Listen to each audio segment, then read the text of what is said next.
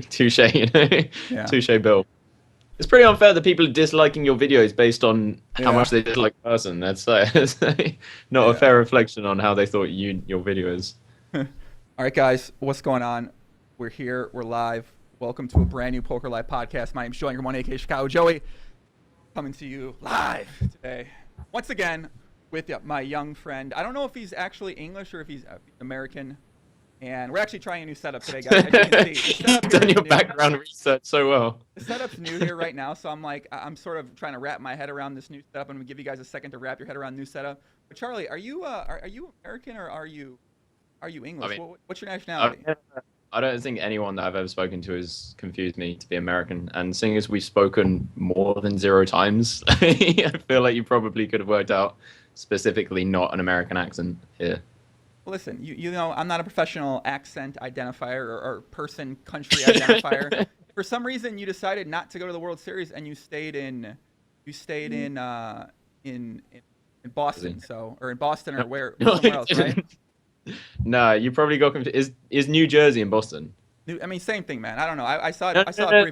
it's not the same thing. I didn't stay in New Jersey. I stayed in Jersey, not America, Jersey. This fucking every single time I go to America and I mention Jersey, I'm always reluctant to mention it because they're like, "Oh, New Jersey, you presumptuous bastards." But there's like an actual Jersey. You know how like New York is like there's an actual York as well. Okay. Okay, there is an actual Jersey. It's a little island next to France. Okay, I trust you. I believe you. I'm not. Listen, I got the globe in the background. That's my reference for anything geography related here, Poppy. Okay, that's cool. Yeah, no, I stayed in the UK. Wait a second. So you were in the UK then? Yeah. I was so confused for a second. I was like, wait. So how's he? He's like posting things from Poker Stars, and I was like, wait. How? I thought he was in New Jersey during that. I was like, is he American? Like, why? That's why I asked if you're American. 'Cause I thought That'd you be were in some New pretty Jersey. overt VPNing. Like, yeah, no, I stay back in the UK. Well, Makes a lot more sense. what the podcast is for, Charlie. We're learning new things already, guys on YouTube. So someone in this chat, someone in the on live said the mic is low. So let me know if the audio levels now are a little bit even. And yeah, so I'm trying this new setup out, guys. If you're new to the podcast, welcome. You can find the podcast on iTunes. Search Poker Live Podcast. Next week I'll be doing a podcast Monday with Samantha Abernathy, one of the most loved slash not maybe loved people in poker, depends who you ask. And on Friday I'll be doing one with Liv Boree. Yeah, Charlie, let's hop into it, man. So you're a young kid, right? You 22, 23? How old are you? 22. 22. It seems like you've had a very adventurous poker career so far, man. It seems like you've gotten yourself into some exciting slash degenerate slash interesting times so far. Yeah, maybe not so degenerate, but it's a lot has happened in a very short space of time. I don't know if that's like really common for a lot of poker players that me up, but it feels like for me at least because it's been so eventful in comparison to the rest of my life that it just feels like a lot has happened. So give people like a little bit of background on your life with poker, and so that way people that out there that don't know much about you can get a little rundown or get a little sort of idea about where you came from. Yeah, sure. So like 3 years ago or something, I did the standard deposit and grind up a bankroll from micros, and I think I stood out it for a bit because just in a very niche group of people, there's a website that I used called Grips, which had Wait, quite are you quite a lot were you one of the bots? Man, yeah, I don't want to get. I don't think Chris was using bots himself. But anyway, I don't wanna- Allegedly is I using don't bot. wanna- Allegedly. Allegedly. Okay, so you He- weren't one of the he bots. You were one of the real I people. don't think he was breaking any to us, but so yeah, I kind of I think my name kept cropping up because I was moving up through the stakes quite quickly, and people recognize that kind of stuff, and then. After a few months of grinding up to stakes of, I don't know, from like, it probably took me like 6 months to go from like 10 NL cash to like 600 or 1K NL cash. Maybe a bit more. I might be exaggerating. It might have been like 9 months or something. But is that a surprise? 9 months. Wait, what year was this? It's like 3 years ago, so 2013. Yeah, that's a surprise. Keep going. That's not a very very common thing. You don't go from 5 cent, 10 cent to 5, 10 within 9 months, and even in the Yeah. past like three years ecosystem of poker. Yeah, I mean, I probably ran quite good as well, but I wouldn't generally quantify it in how I think I've said this before in an interview. I wouldn't generally quantify it in how much time, like chronological time, I spent playing, because the days that I were playing were just like 16-hour days with a lot of stimulants, and like Oh, the amount of hands I played was definitely no, TOS agreeing stimulants like caffeine and modafinil okay. and shit like that, but like Okay. and yeah, the days that I were playing were like 16 hours, and I got a lot of hands in, and kind of no lifed it for a bit, And so I had this when I was growing up. I had this choice. I decided to skip going to university and take a gap year, and then moved in with my grandma for the time that I grinded up moving up the stakes. And I had this target that I had like a 2K roll when I went there, or a 3K roll or something, and I had a target to get to a 100K roll, and I just wasn't going to leave until I did. And yeah, like 2/3 of the way in, when I got up to like, I can't remember, like 50 or 60 or 70K or something, I pinked I came second in Sunday Million, so that kind of cheated it a bit, and Mm-hmm. things went up from there, So, you know. so when you get to 510, are you properly bankrolled? Do you feel like your skill is adequate enough? Because some people aggressively get to 510. Like I remember when I got to 510 no limit the first time at cash, I aggressively got there. I should not have been there. I certainly did not have 100 buy-ins for the limit. I was just, 100 buy. I So nobody needs 100 buy-ins. Come on, man. Like I was using really really aggressive bankroll management, and I was not using any actual. No, I had no reason to be there. Basically, I think that I had a decent intuitive grasp of the game, but I'd never like learned the game. mhm. And feel like it was on Party Poker as well. It wasn't on Stars, Oh, so it okay. was quite a lot easier. Yeah, and I I had a decent intuitive grasp of the game, which it made me very comfortable to beat like 1-2 and 2-4. And my graph for 1-2 and 2-4 was over a fucking massive sample of hands. But then when you get to like the 510 level, or at least back then, that was when shit started getting difficult. When you have just like every single leak in the book. Mhm. So I just remember like I ran really good when I first started playing 510, and my graph just like shot up, and I just remember being so excited. I was like, I think I might just be the best at poker. And then after the Sunday Million, I started playing again, and variance caught up to me, and I just like, no, it was before I picked the Sunday Million actually, and I lost a lot in a very short space of time, and then had to grind it back up, which was fun. So how long in your poker career did you win the Sunday Million? Less than a year? Yeah, I think so. So let wait. So before when you started playing, did you play at all previous to that? Like how did that happen? You just started playing one day and that was it? Yeah, so like I played like, when you're like 14 and you play for like £5 or dollars in your case, but not really. I haven't played in like proper online poker. I haven't played seriously or anything. Wow. Um, yeah, it's about I as soon as I found it, then my friends and I decided that it was probably like the shot to beat capitalism. To not have to get a 9 to 5 and not have to I was going to be an investment banker or something. I'd not have to do that kind of a living, and so we just focused all of our energy, instead of going to our A levels, into that, which turned out to be an alright decision. My friend ended up GGing halfway through because I don't think he has the drive. He had the drive that I did to.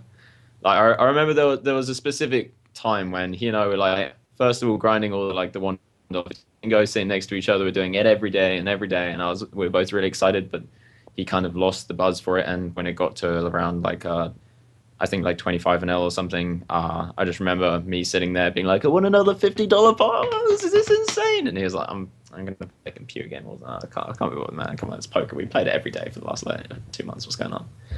So yeah, I feel like I definitely of all the people, like the people that I first started playing with, I definitely had the biggest drive to carry on, just like degenning. And yeah, you did it as well, I'm sure. No, yeah, I definitely had two friends. We used to sit in an apartment in Chicago together, and I would sit on the floor, and I'd be 24 tabling 10 cent, 25 cent. He'd be 24 tabling 10 cent, 25 cent.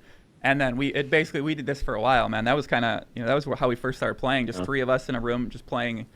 And then, yeah, some people just have more of a desire to want to make it. Some people are putting in more hours. Some people just are much more aggressive with their bankrolls. And I was very much the same way. I was like, all right, I got the 20%, 50 cent, got the 50 cent dollar. I did a big prop bet, so I ended up I played the 600,000 hand prop bet, so I ended up getting a big boost in my bankroll there. And then I got staked by Doug Polk. 600,000 hats. Yeah, 600. Charlie, what do you mean? 600,000 hands in a month? Yeah, full ring. It was easy. Oh.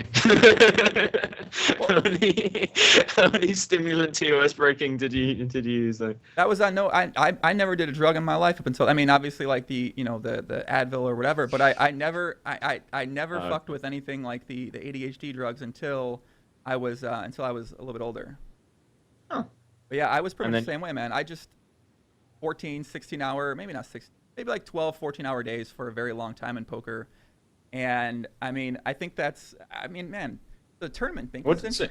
So what do you accredit your drive to? Do you think you were just hardworking? Because I feel a really common thing for people when they're speaking about this is that they'll have these natural proclivities, like the tendencies to really degen hard and really get addicted to something, or really just there's something naturally in them that makes them want to do the same thing over and over again. But then, like looking back, people often say, "No, it's just hard working." It's just like I put a lot of effort in, and it's something that I really worked for. But I don't think people quite realize exactly how lucky they are to have the tendencies that would make them inclined to just degen the whole way. So do you reckon that it was something that naturally came to you, or do you just feel like there was a goal and you wanted to get to the goal and you would have done anything I to think, achieve it? yeah, I definitely think it was a combination. I sort of say I got really lucky to find poker because I always had a pretty strong work ethic. Even when I was 16, I used to work at McDonald's, and I always just loved working, even if it's a fucking terrible job Yeah, like that. I I always just I agree. loved working. So when I found poker, I was going 2+2. You'd see like the Cole Souths posting the Bentley photo and on the 2+2 forums. See all these guys and their red names, and I'm just like, man, how fucking awesome would that be if I was up there one day? Well, I was like, well, how Yeah. like how do you get there? And I realized that it would take time. I had this long-term mentality in me that I realized it would take a lot of time. And once I found it, I pretty much quit everything else in my life. I pretty much stopped. And I worked out Yeah. some. I even dated a lot less. I was just poker literally every single day. That was all that was on my mind. My friends were all poker players, nothing else. And I really think it was just, I feel like I finally found something that this is what I can become successful at. This is how I can make an impact on something. And that's sort of why I moved away from home when I was 21, because I wanted to find something I could make an impact on or do something that I was special at or something of that nature. And I got extremely lucky to find poker. And I think it was So, a combination of things. So that's quite a common thing that you hear people come in the pods. Like I've watched quite a few, and that people say that they tend to lose a lot of other aspects of their life because they focused on poker so much. And whilst you were doing that, was that like a conscious decision for you to do it? Were you meaning just like, okay, I'll spend less time speaking to this person, or and I'll spend less time, dating around this, or I'll spend less time, reading or whatever the fuck you did, going to the gym, like all the things that you love doing, or was that just something that just subconsciously happens and just poker that you didn't even realize them slipping away? It was definitely a very conscious decision, and I'm not sure where it came from. I'm assuming you're asking this because I imagine you might have taken the same path where, yeah, I was like, all right, I'm going to cut out everything from my life because I realize that if I can put the work in now and get to a point that I want to get to, that down the road, all this will be there for me. It's not going to, it's like all Yeah. these little temporary enjoyments that I get from these things now, those will all be there in greater degree potentially down the road if I can get to where I want to get to. So yeah, I pretty much decided Yeah. like after 1 year that I was just going to cut everything out of my life and really make this my main focus. So So is that for yourself? Is that kind of the way you've taken with things then? yeah, it's pretty much exactly the same, and it's difficult for me to look back and know exactly how much of it was conscious or how much of it was just like me really, really loving poker. And I do definitely remember making specific binary decisions, like I'm going to stop speaking to all these people. So for you, like when you made this conscious decision, when you stopped speaking to as many people, did you then? So something that I noticed is there was the massive polarization in my friendships, and this obviously before I had any success, and people probably a lot of people saw poker as just this kind of degen thing that I was doing my time instead of going to like a really good university, and they probably had quite a low opinion of poker, justifiably given the information they had about it. And I found that it really, really split my group of friends down the two, with the ones that like stuck with me and still wanted to know me, still wanted to spend time with me, despite not speaking to me months at a time and me not replying to them for months at a time. You're saying a really good point, Charlie. But do you reckon you've seen just like the lag is taken over now. The lag and no, it's the lag. the robot voice is coming out a little bit. Ay ay ay. Holy shit, no. Let me see if we can. Yeah, it's an internet connection problem. I think my internet's actually okay.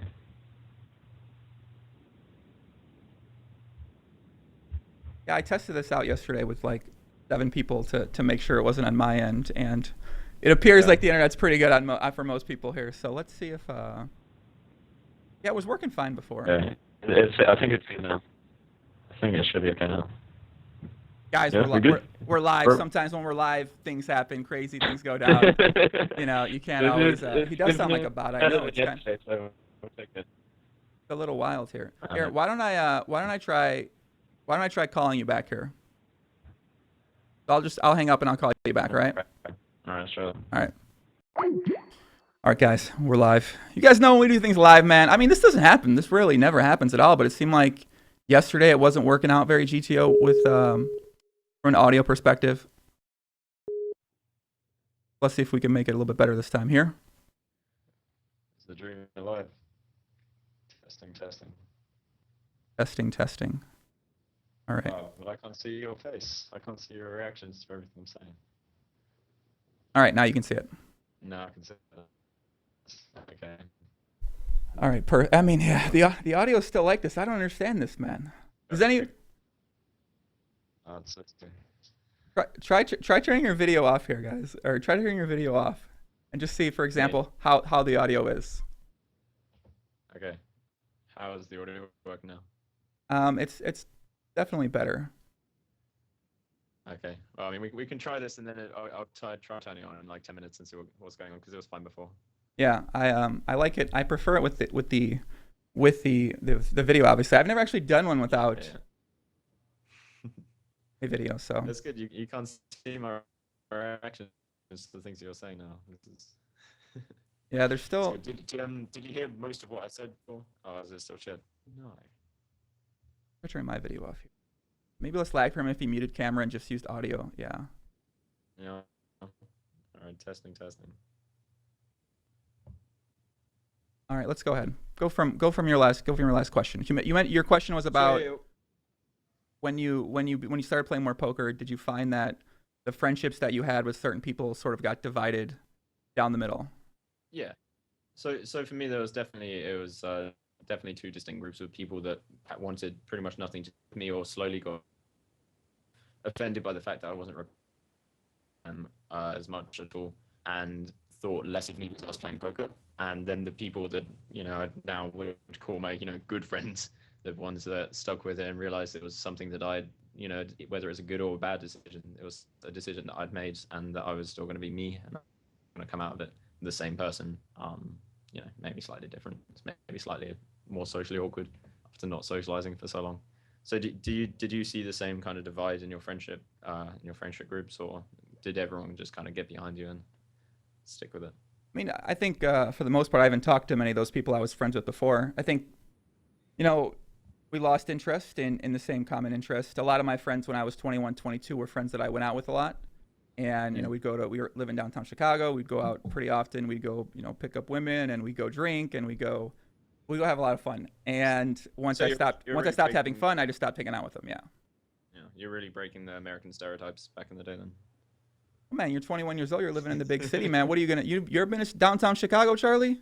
No, I haven't. You ever? I mean, I was bartending down there. I was serving down there. It was. I credit the guy. I credit the 21-year-old man that would not have been in the same situation I would have been in at that point in time. Yeah, that seems fair. So yeah, so I guess that's something that you found with yourself, is that definitely changed. And so did you cut those people out of life? Are they still in life? Yeah, it was kind of a bit messy, because what I found is that when people realized that poker wasn't just a degenerate sport and I wasn't just wasting my time, people then kind of, whether it was with good intentions or bad intentions, or it's a mixture of both, it's difficult to say, but they definitely tried to get back into get back in contact. You know, I'll get loads of messages from people being like, "Oh yeah, we should meet up for a drink." But you know, the kind of people that wouldn't. I'm pretty sure if it had gone badly and I just wasted my life and GG'd my whole bankroll and not got into university or something, they like very high likelihood that they wouldn't have reached out. So this kind of like created a weird, it leaves you with a bitter taste in the back of your mouth when you know that. I did, through probably a bit too high sentimentality, still try and bridge some of those friendships, but in recent months I've just GG'd them completely because the whole dynamic's just a bit strange afterwards. Yeah, I think that might be not the GTO way to look at it, because it's pretty normal to think about it from a perspective that, let's say you know someone who starts doing something and you look at that something as not positive or negative impact Yeah. on their life. You're like, what the fuck are they doing? But then once you realize, yeah, most people probably were unaware you could have success at poker. Once people start seeing you have success at something, well, obviously people want to be friends and be around people that are having success. They don't want to necessarily be around people they perceive to be doing something negative and or ruining their life. So I think it's more about just them being unaware or ignorant to exactly what poker or might mean, or maybe they're aware that for most people that play poker and gamble, they Okay. just lose money. So I agree with what you're saying, but I don't think that contradicts what I said. I think that what you've done is you've explained why they've done it, but I don't think that still justifies them, breaking off a friendship with me. And I think that the justification behind it is not really there, because if somebody is an actual friend, whether they're going through tough times or good times, you should probably be there for them, whatever. Yeah, And I agree. I guess I was looking at it more from not on a good friendship level, but maybe a step or two below that. But yeah, I think if you're on a good friendship level and that sort of thing happens, then and then they try to get back in touch with you. I mean, yeah, it'd be something where I probably wouldn't be interested in really engaging with them. But there's also something to be said about not holding grudges or not holding these things against certain people, especially if you've been friends with them in the past. But at the yeah, same time, I feel like it could go either way. yeah. But luckily, also, I think that there was a tendency in my life that the ones that kind of stuck with me, the ones that still want to be friends afterwards, were also the ones that had similar interests. And I hate to use the word, but like more intelligent. Like I don't mean intelligent because everyone has different kinds of intelligences, but the kind of intelligence that I would value in a person. Um, were also the kind of people that recognize that it's my decision, and whether it's a good or bad decision, they'd stick with me. So it was kind of okay, and I think my better group of friends, the ones I liked the most and the ones I resonated with the most, whatever you want to call it, definitely stuck with me. So, do a lot of your friends now, are they all also poker players as well? I think I have quite a healthy balance. I'd say probably under 20% of my friends are poker players, Hmm. at a guess, which I think is kind of good. And the ones that are poker players, apart from just like one or a few exceptions, that we definitely don't speak majority about poker, so we don't really. And the kind of people that, say for instance, the guy that used to live with, he's called Hay, and like if you could probably quantify, like, hypothetically, you could quantify exactly how much of a person's personality is poker when they're a poker player, and as you could with any job. Mm. And I would say that then you could have somebody that 100% and somebody that's hypothetical, like 0.01% or something, and between there everyone's going to lie on the spectrum. I would say that most of the people that I know, that I'm friends with through poker, they probably lie quite low on that spectrum. So the part the like the percentage part of them it's a really bad way of saying it, that they identify as a poker player is quite low. Definitely could have worded that better. I hope that got across. A little bit confusing, I guess. So, I Yeah. guess what you're saying is that most of your poker friends don't necessarily consider themselves to be that much poker players? Yeah, and they just have lots of other aspects. They're quite multifaceted, I think, and we don't usually end up speaking about poker that much. But it's kind of it's kind of nice having that underlying language of poker, and just like all the in jokes that come with being a poker player, and all this, just like the references you can make, and it's really nice having that. But they're not actually speaking about poker and poker and poker and poker, and being able to delve into different subjects. Yeah, I feel like once you hit a certain success level at poker, your interactions with other successful poker players become less about poker and more about other things in life. And a lot of people that are trying to Yeah, make it at poker, they're pretty one focused. I was for a long time where all I wanted to talk about was poker. So yeah.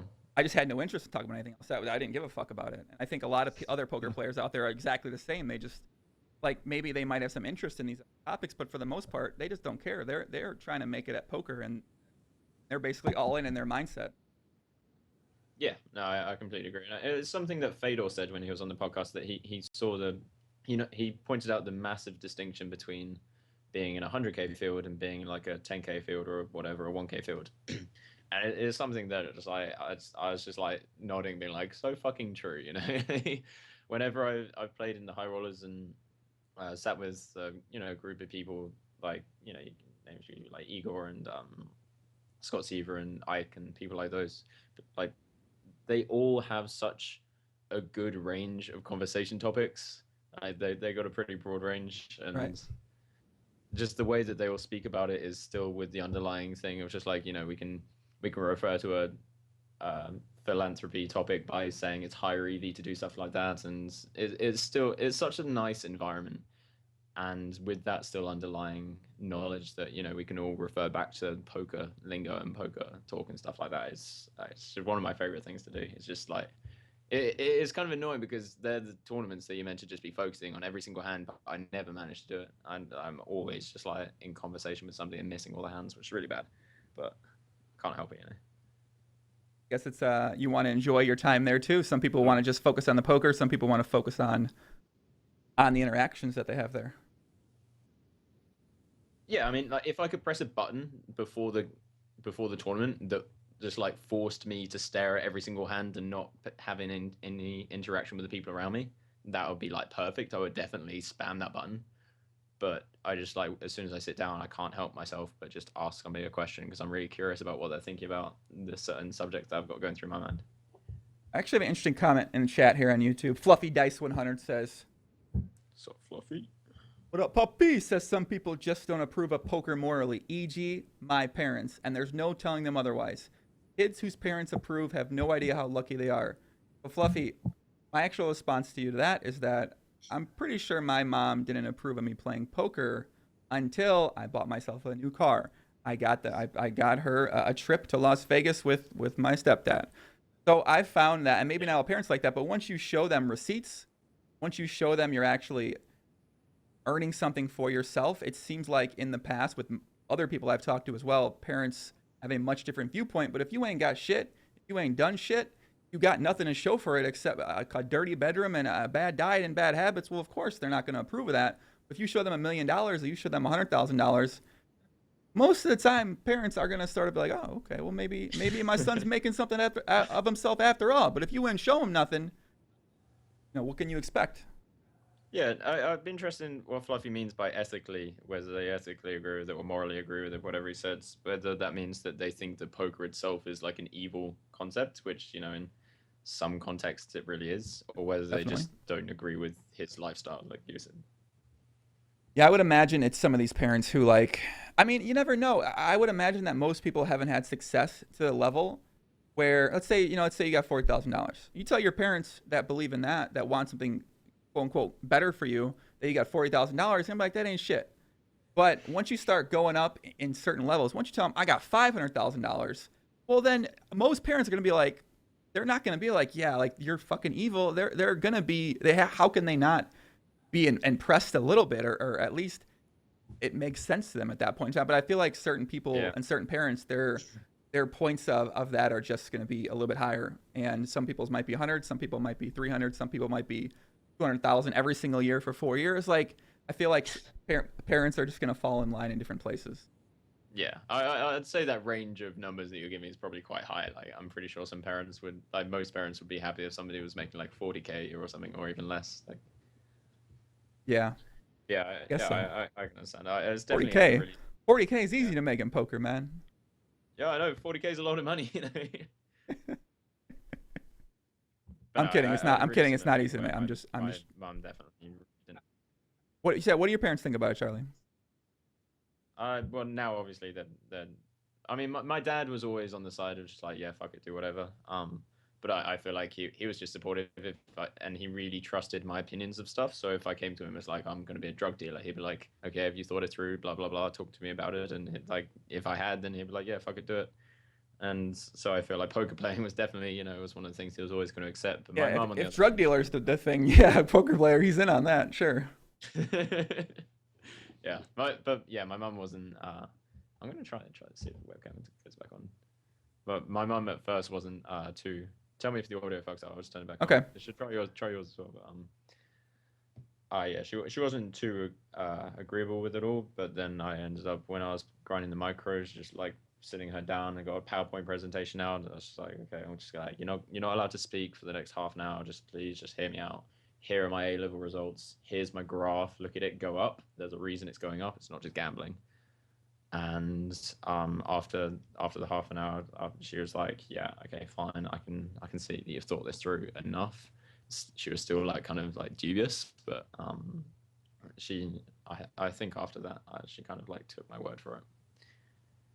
And luckily, I was reasonably successful quite quickly, so she didn't have too much time to complain about it.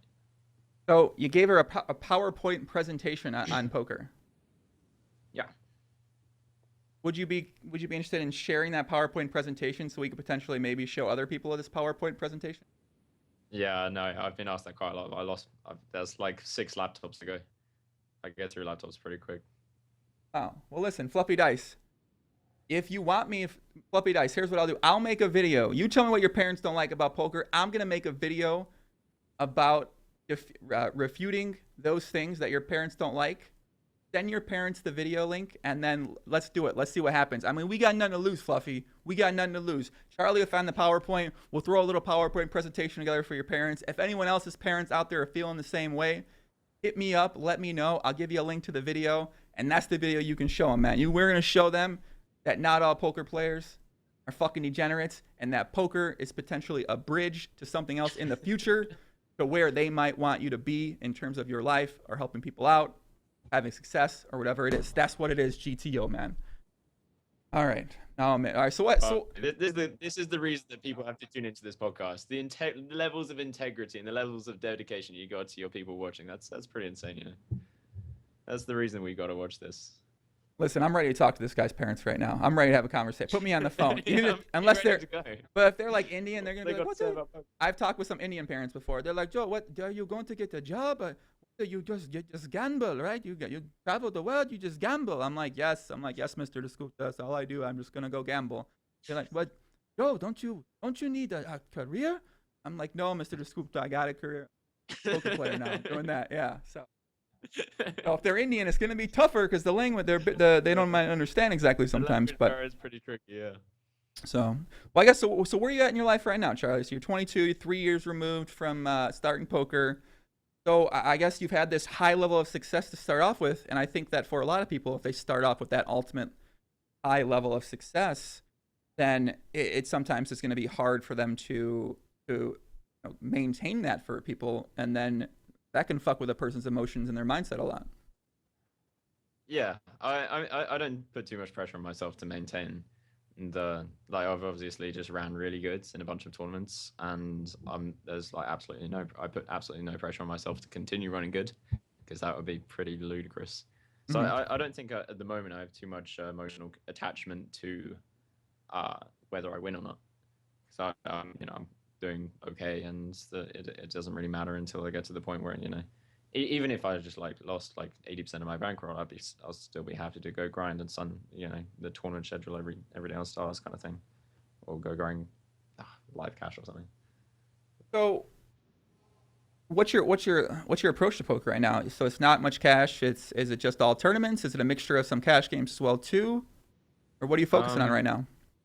Well, right now I barely played poker in the last 2 or 3 months. I've probably played under 20 times, including like online and everything. I've been coaching quite a bit, but and I've definitely been still speaking hands. I'm still involved with that, and I've got a lot of people's action, which has gone kind of well for me.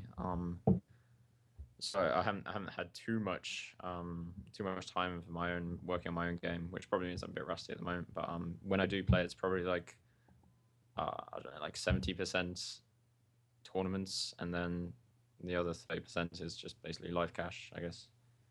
So I gave up with online cash a while ago. Why'd you give up on online cash?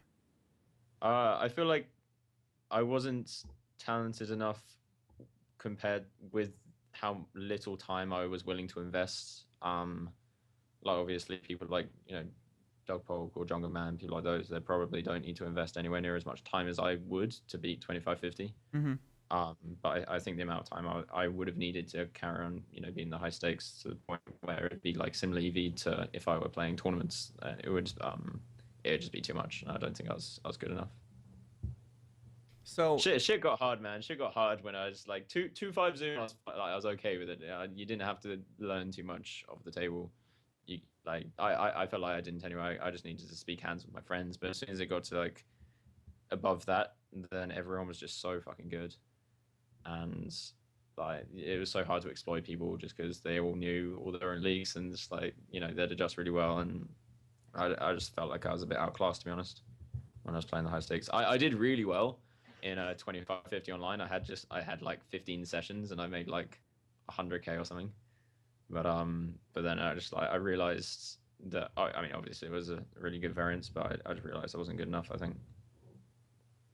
so why not play more 2-5 zoom and then try to get better, try to get up to that point where you're able to just stick around at the higher stakes potentially, or move your way up in a more. Yeah, I probably I feel like I could. I might be wrong now because 2.5 has probably got harder since I used to play it like a year ago.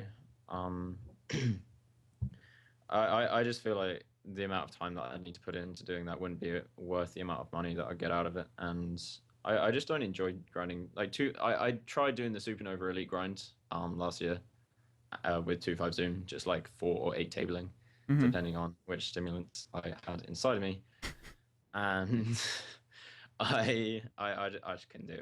It was so life destroying. Wait a second, you're on stimulants, you can't get SNE? That's easy, man. I got it. Come on, that's easy. No, yeah, I didn't approach it GTO at all, man. I used the wrong stimulants, so with the wrong time frames, and like basically I had a bunch of speed, and I don't know if I can say this, broken TOS, but Hold on a second, boss. Talking about drugs. Can you say this? He lives in England. Nah, he's not from here. All right, but you can say it. Go ahead. Go ahead. We good? Are you sure? Yeah, you're good. Check. You're good. Go ahead. Yeah. So, I took a bunch of speed, and I thought it was a lot more long-term sustainable than it actually was. And even though I'm not advising people to take it, but it was probably the best poker I've ever played. At least for a very, very long period of time as well. And Ben and I used to have like 34-hour, 35-hour sessions, and you're giving the nostalgic smile there, you're like, yeah, I fucking recognize that, like the good old days kind of thing. No, you should have done, Charlie. This is what you do. You put it all into 1 month, and then you get half a Supernova Elite that 1 month. That was my plan. I got 450K VPPs in that 1 month, and then that's half of it. Like that's the approach you take. Did you do that? What were you playing? I played PLO. I played. Is there 450 or 500,000 hands in a month of PLO? So sick. That's the most hands I think they've. I don't. If someone played more, let me know. One of you Chinese bots or one of the bot accounts from Eastern Europe, hit me up. Like even if a bot played more than that, I'd be impressed because the bot has to go through all the actions on 24 tables. I don't even think they have that anymore. So even if a bot, I've seen brief glimpses of videos of you being like, I'm on loads of drugs. Look at me go. I've done it. I didn't actually know that there was that. I mean, that's really fucking. No, I wasn't on loads of drugs. I was just high. When I was making those videos, I wanted to be high energy. Like, what's up, guys? How's it go? I'm trying to bring something in the camera. I don't wanna be like, yeah, I'm getting ready here to play, 14 hours a day. I know my life's gonna be fucking terrible for this. You gotta bring something to the fucking table, man. You gotta bring some showmanship to the camera when you do something like that. I will give it to you as something that I've noticed you got better at, and you're just naturally good at anyway, and is just the level of energy that you can consistently keep up whatever you're speaking about. And it's just mind-boggling. I think people watching this probably don't understand how much of a talent that is. I'm such a fanboy of your podcast, man. It's pretty, and the way when Doug's on as well, just both of you, just constantly. I feel like you could just have him on for just days and days and days and days. I do want to speak about Doug for a bit at some point, by the way. Sure. You're not the. I've had a couple people like message me and say, "Hey, can I ask you a question?" I'm like, "Sure." I say, "How do you keep it keep up that sort of level of personality when you're doing the podcast? Like, how do you do that? I can't do that at all." And I'm like, I'm not sure. I mean, I don't know. I mean, plus, like, the camera's on you, the light's shining on your face. You know that this is going to be up on the internet for a long period of time. So you sort of want to bring the energy. Also, it's because I think a lot of people that watch this, like, they're not looking for, they're looking to get energized in their life. They're looking to get picked up a little bit. They're looking to get pumped up a little bit. And I guess I'm aware that if you bring high energy to the table, then that's going to have a better reaction. Yeah, exactly. It's kind of like you work as a really fucking good catalyst. Like you bring on people that have all these amazing different perspectives and different ideas, and then you work as a catalyst to get that information into other people without the other people getting bored. And that's just like it's so valuable in my opinion. And I've learned so much from all the different people you've had on, and I probably wouldn't have stayed watching if it wasn't so high energy. So like, yeah, I mean, it's cool to see someone like yourself. That's the reason why, which is kind of cool because that's sort of like the idea I had when I started doing this. I had no fucking idea, man. I'm just like clicking buttons and record a video, put it up, and I have these ideas in my mind what I think I would like and what I think I want to see and what I think other people would like to see. But then to actually have people say that to you unsolicited about, and you're like, oh shit, that was in my head. That was the idea. So that's it's pretty. I mentioned Doug though too, but when I talk with Doug, like he's got something higher than me when it comes to this. I don't. Doug is another level of whatever the fuck. Like I do want to speak about him for. Let's go ahead. Like, so there was something that happened with you and Doug, right? What happened with you and Doug Polk? No, I don't think anything happened directly with me and Doug because he didn't really know who I was, which is like fair enough. He's the big name and whatever. But there was a couple of spots like when he did that hilarious tournament player rant. I don't know. I'm just gonna give a disclaimer before I say anything that I am such a big fan of Doug, of WCG, and he is the most entertaining person in poker, in my opinion. I'm just like, I love watching his Twitch, even when I'm just like grinding and I shouldn't be watching his Twitch. I just love watching it. And he's obviously just like a sick poker. Like, there was this one hand where I just kind of joined it. I was feeling a bit bitter about what he said about tournament players. I was like, I'm just going to watch his Twitch, and I was like, it can't be that good. And it was when he was kicking up the. I can't remember if it was this one, but I just remember he was kicking up a 5K and the hand was like he opens king 3 off on the button, and the other guy defends. It was like it comes just like low 3 clubs. He doesn't have it. He has like a gut shot or something. He doesn't have a club. He c-bets, the other guy calls, goes check on the turn. The river's just like a 4th club, and the other guy bets 3/4 pot. So Doug just has king high, and he's like, I really think I might call here. And I was like, all right, Doug, all right, yeah, come on. Play the audience folds, and then he started going to his timeout. I was like, he's actually thinking that. I mean, that's just ludicrous. And then he calls, and he's good. And obviously, he does like the Doug Pop thing of like, oh, how good am I? How fucking good am I? And yeah, it's like, touche, you really are. But no, I disclaimer aside now, I do want to say like, it is really problematic how bad some of his views are and how good he is at getting them across. And the one thing that really, really bothers me is that how much he enjoys, you can see him enjoy it, and how much he really doesn't have any qualms with putting other people down. And it's kind of just like, yeah, you can see that as just him playing around and him being himself. But if you actually identify it as an ethical situation, and here's like an analogy I use when I think I was ranting at Ryan Fee, is that if you were to take this with any other job sector, and as an example, like a nurse or a teacher, for instance, and you were to you were to watch a teacher in their class, and you were just like, oh yeah, no, I'm not sure that teacher's that good, and you were to take that teacher aside and just be like, yeah, by the way, I was just watching your class, and I think you're awful at your job. Like, how not okay would that be? And it's not just like a random person saying that you're awful at your job. It's Doug Polk. It's like the guru, like the head of No Limit of teachers saying, by the way, you're shit at your job. And this teacher knows who that person is and really respects their opinion. And Doug doesn't know these people that he's talking, like half of them. He doesn't doesn't know them well enough to know how they're going to emotionally react to what he says. And like, people are probably going to be thinking that I'm a bit bitter about this because I was one of the people.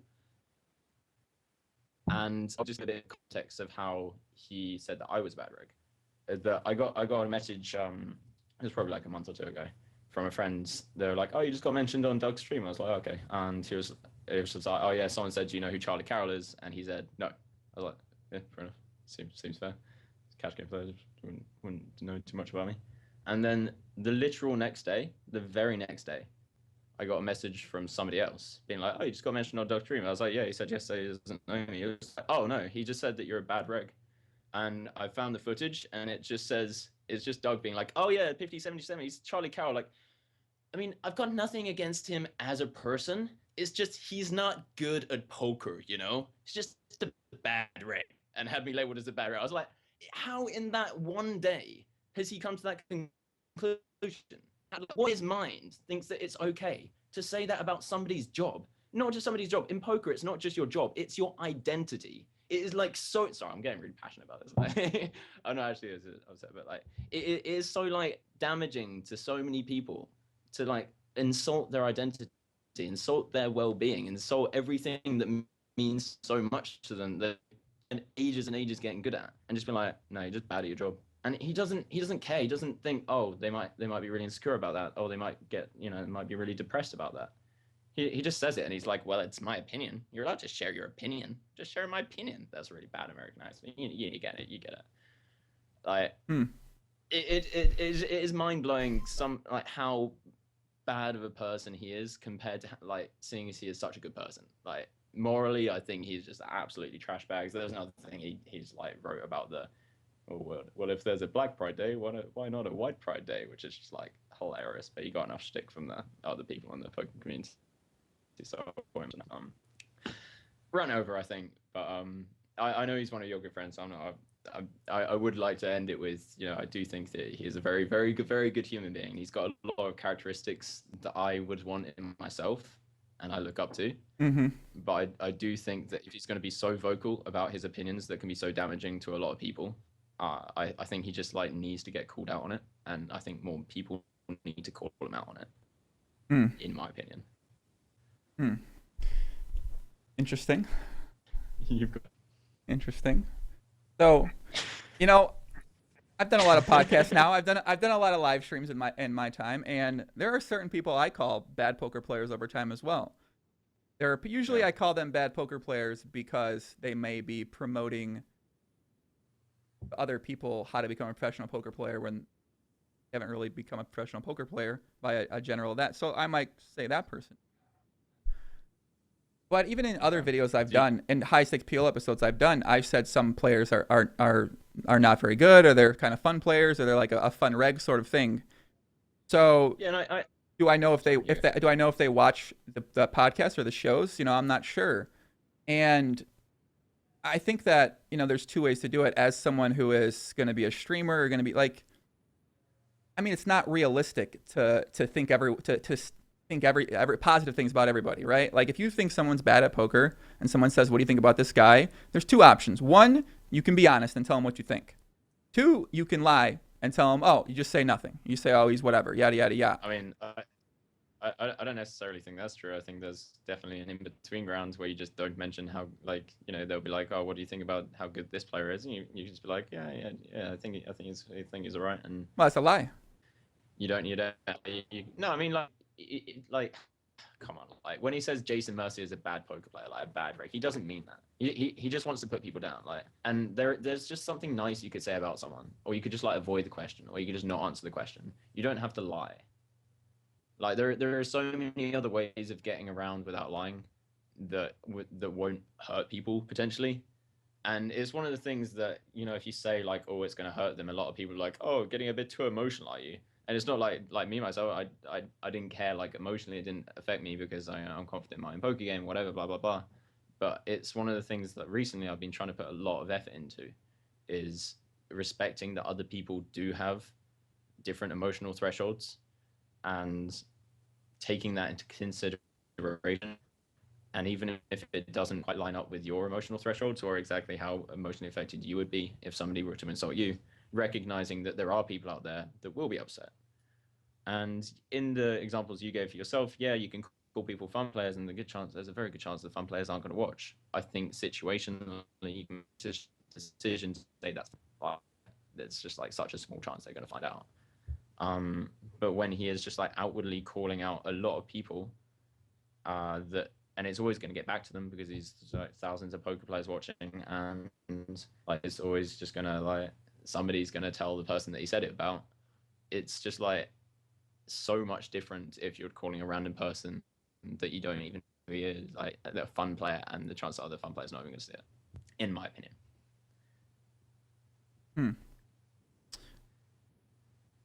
Think about this for a second here.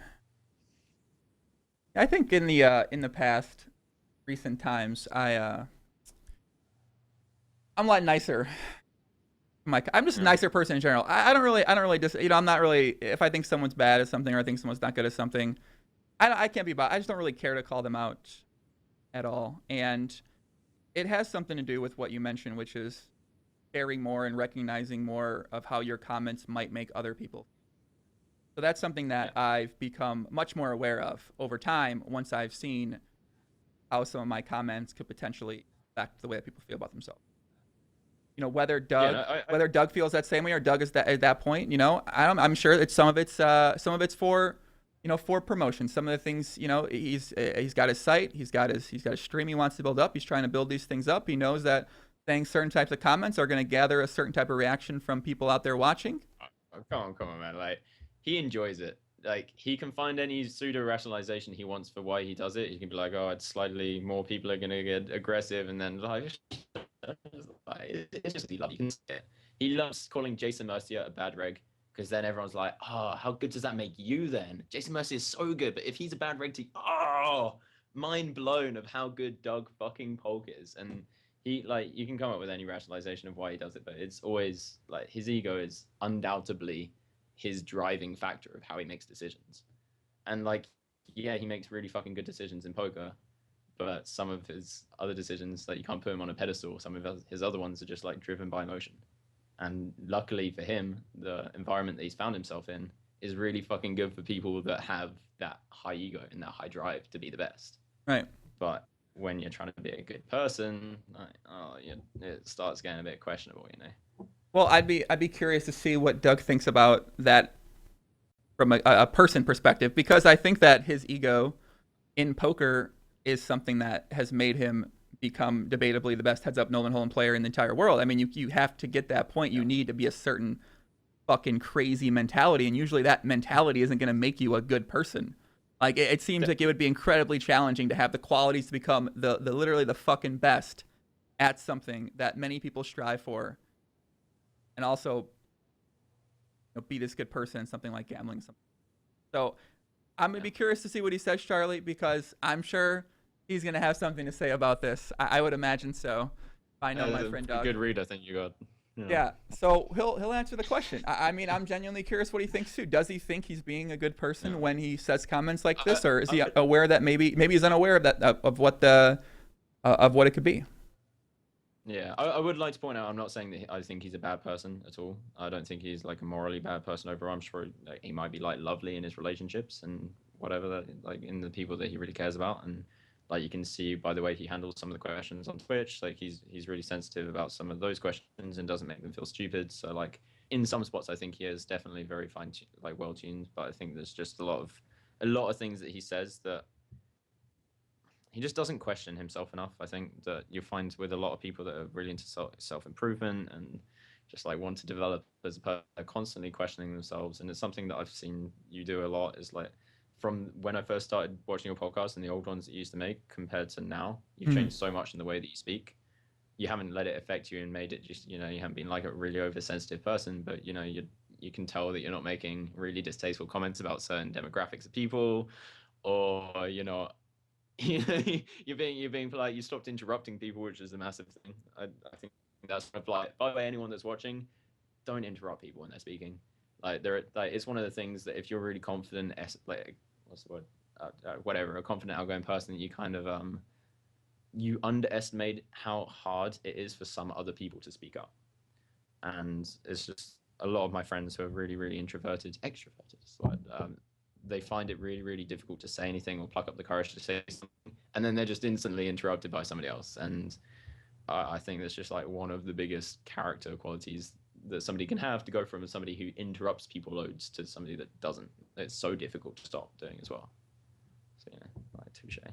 Actually, I have a lot of opinions about that. Steven Schroner in the chat says, I want to hear about Charlie, not Doug. So listen, Steve. I'm gonna teach you something today, Steven. You're hearing, if you're only hearing what Charlie's saying about Doug, and you're not hearing anything about Charlie from what he's saying, you're not listening, Poppy. You got to step your awareness up from a 47 to a 77 during the podcast, because he's talking and a great deal about the way he thinks, about the way he is, about where his ethics are, where he comes in line with treating other people. He just said a lot of great information about himself. And if you only heard from that Doug Polk, then you're just not listening, GTO, my friend. So there you go. Now you're aware. Rewind the podcast back about 5 minutes. Steve, go back 5 minutes, listen what he's saying. Just block out Doug Polk. Just listen to what he's saying. And that's it, man. Go from there. So, but yeah, I know. So you spoke about that. And I think that when I first started off, I played online poker all the time. I didn't really talk with many people, to be honest. Like, I talked with a very small number of people in a year's time. And yeah, I think that was something I learned straight away, is that having conversations with people, just not interrupting them at all, waiting till they're done talking, like literally pausing. And what happens is, some people, when you pause and that you try to make sure they're done, they keep going. And those people actually aren't very GTO to talk to. I've noticed a couple people on the podcast are just like that. Like whenever you give them, they stop talking, you give them a little pause, and they'll go back into it again, and you're like, oh man, not this again, because you already know how that goes. So the only way to get a word in is you have to start interrupting them, because once the precedent's set that they're going to pause and you're not going to say something, they're going to talk again, then in the future they're going to be like, oh, he's not going to talk, I'm just going to keep going. So it becomes harder and harder to actually get words in the conversation. And conversation GTO there, guys. There you go. I shared a little bit of podcast strat in that right there. So. Yeah, it really is. I've experienced something really, really similar, that there is a balance and there are certain kinds of people you need to interrupt. So it's nice, like, if you're the kind of person that doesn't interrupt, something you might be able to work on is being able to interrupt the right kind of people and just really adjusting to that kind of situation. Yeah. Lee Jam in the chat says, Hasib. Hasib certainly loved talking, that's for sure. That's true. I don't even want to talk about it. You did enjoy talking. So you mentioned, so I guess we were talking about the Sorrel. I don't know how many people actually saw the Sorrel Mizzy podcast that might be here. That might be here from the English guys. So we'll say that towards the end here a little bit. And I guess so right now, for yourself, for your life, what are your main challenges? What are your main goals? What are you trying to, like, where are you at right now in terms of what you want to get done, life or poker related? So I kind of am trying to keep a balance between making a bunch of money, because I want to eventually go into philanthropy and blah blah blah. I want to help people. We've got a lot of plans for that, but at the moment I'm on the other side of self-development, because I feel like to achieve the former, make loads of money and help loads of people, you also need to achieve you need to do the latter of self-development. And so when I was staying in Jersey, I got really into fitness, health. I was working on a bunch of relationships. Not quite as gym savvy as you, I'm sure. Not quite wearing a tank top on live stream, but you gotta wear a tank top. Come on, kid. No, I mean, it's the dream, But yeah, I've started doing a bunch of sports. I started doing jiu-jitsu, and I started cooking for myself. And I went to today. I went to my first ever therapy session. Ooh. And I wanna admit that over live stream, because the stigma behind it is so dumb. Like, it's one of the most problematic stigmas ever. Because in my opinion, therapy could be useful for anyone, not just somebody with a supposed mental health issue. And if anybody has troubles with their relationships, or they think they might be toxic, or even if they don't, and the chances are they do have some toxic tendencies. And I think just a therapist is just one of the most GTO ways of approaching that, because they just have such a good fucking intuition of how to adjust to people's emotional tendencies in their life and stuff like that. And so today's first therapy session, it was so fucking fun. He taught me a lot. I told him a bit about myself, and he gave me a few pointers and where to go and where to learn about the different concepts that I'd be explaining. and gave me like proper titles for them because I realized that it'll be different for everyone that does it, but for me, because I felt like when I was younger, especially, I felt emotions quite differently to most people because of a bunch of reasons that I can go into at some point. But it is really nice to speak to like a proper, an expert, a person that's just done all the legwork, that's grinded hard to get to where he is, to just have him tell, just like, yeah, this is what's happening, and this is why it's happening, and this is, and hopefully you'll be able to tell me this is how you can improve, and this is how you can not let it affect your life in a negative way. And is your video meant to be gone? Yeah, you're lagging too much, so I turned it off. I'm gonna see if this works better. That's fair enough. Yeah. Yeah, I think. Yeah, let me know if to turn mine off. Sure. Yeah, I'm just trying this out to see if the lag could stop happening just in the audio parts of things. But yeah, I think therapy, like therapy, self-help, self-development, life coach, coach it all, mentor, teacher. It seems like all these things amongst, what's the word? Dumb? No, not dumb.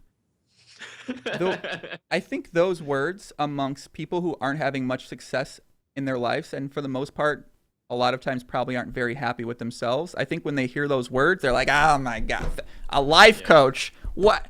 Oh, what a fucking scam, Joe. What, a therapy? What the fuck do you need therapy for, right? So I feel like once you actually are talking with other people who are into these type of things, who are into bettering themselves and into constant learning, when you say, hey, I'm gonna have this person help me with this, they're like, oh, that makes a lot of sense. That's a good way to approach it. Whereas people who aren't getting help from other people at all in any aspect, when you're like, oh, I'm going to go to this guy for help, they're like, what a fucking idiot, man. Why don't you just do it yourself? I don't do that. Like, and that's what I've come to notice is that anytime you mention those words and someone's first comment is that, you can instantly tell. Like, that instantly tells you about that person immediately. And if someone's, how they react to that, when you say that comment, how they think about that tells them a lot about a person. And a lot about yourself. Yeah. It should tell you a lot about yourself, too. For anyone listening to this podcast right now, who when they heard Charlie say that, they're like, oh, my God, therapy. What the fuck? What are you going to therapy for? I bet there'll be so many people that reacted like that now just listening to it being like, oh, fuck you, Joey. Shut up, puppy. Right. I mean, listen, I feel like that's just the facts of the situation is that. Yeah, I completely agree. Mm-hmm. Like, yeah, like there is some stigma behind it because some of the therapists out there are really bad, and some of the life coaches or whatever are probably going to be really bad, and they probably give a lot of stigma towards all the other therapists and other people that help people in that way.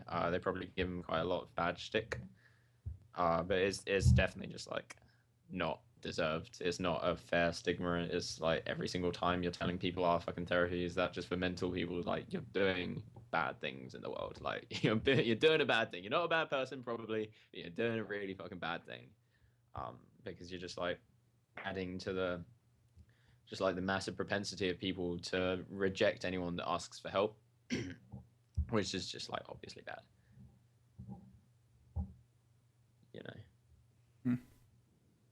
Taking it in, puppy. I'm taking it in.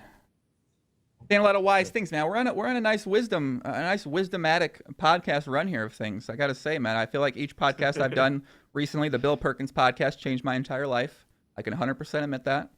I even messaged him afterwards, and I sent him a message on Twitter, and I told him the reasons why it changed my life. You haven't listened to it yet, but the reasons why it changed my life. And I feel like, yeah. And he's like, yeah, man, I thought about some more examples for certain things, and I'm ready to come back on the podcast again. I'm like, well shit, man, we'll do it after Burning Man. So I mean, anytime you can get yeah, I mean that. So and now with this one, I feel like, yeah, man, I feel like a lot of things you're saying. I'm always amazed when I talk with somebody that's your age, 22 years old, 21 years old, and have this type of mindset, they have this type of approach to things. Because I remember when I was 22 years old, I don't think I had this mindset. Let's put it like that. Like, had a good time there, Joey. Yeah, like, what do you attribute this to? Do you attribute this to potentially performance enhancing, potentially terms of service breaking activities, or do you just where do you think this comes from in you? You're asking me whether I attribute my like, I don't know, my thoughts about life on drugs. Well, I mean, like, gotta be honest with you, Charlie. That's a very normal thing to say from some people. That's how they got to that point by drug use. I just worked out what you mean by performance enhancing. So, yeah, okay. I do want to speak about that in a second, but I do think that the main reason that I don't know, probably speak differently to most of the people I know that my age, not everyone obviously, there are a bunch of other people, but it's because I'm so self-critical, and I think it's just like one of the most important qualities in a person is just like if I'm saying anything in a conversation, I will constantly be thinking, oh, maybe I'm saying that because of bias, maybe I'm saying that because I have a skewed opinion on this, and maybe I'm wrong about this because of this, and I'll just like constantly be playing devil's advocate. I'll constantly be just like really doubting everything that I'm saying. And it was the same for poker. Whenever I made a single move, like a lot of people, I think, just kind of go on autopilot. Like, I'll just c-bet here 2/3 because that's what I c-bet on this board with this hand. And pretty much every single time I was playing, unless I was like, like 24 tabling or whatever, I would always be like, oh, is that actually a c-bet? And like a bunch of, like most of the time, like 90% of the time it is. And you do have it, your autopilot is getting it right. But like still a decent amount of the time, you're not making like the best possible decision. And I think just like having the thought process there and having the habitual nature of that thought process. So you're always constantly questioning, is this right? Am I meant to be doing this? Is this right? Am I meant to be doing this? Over and over again, I think it's just like one of the most valuable assets somebody can have in poker and probably in a lot of other aspects of life as well.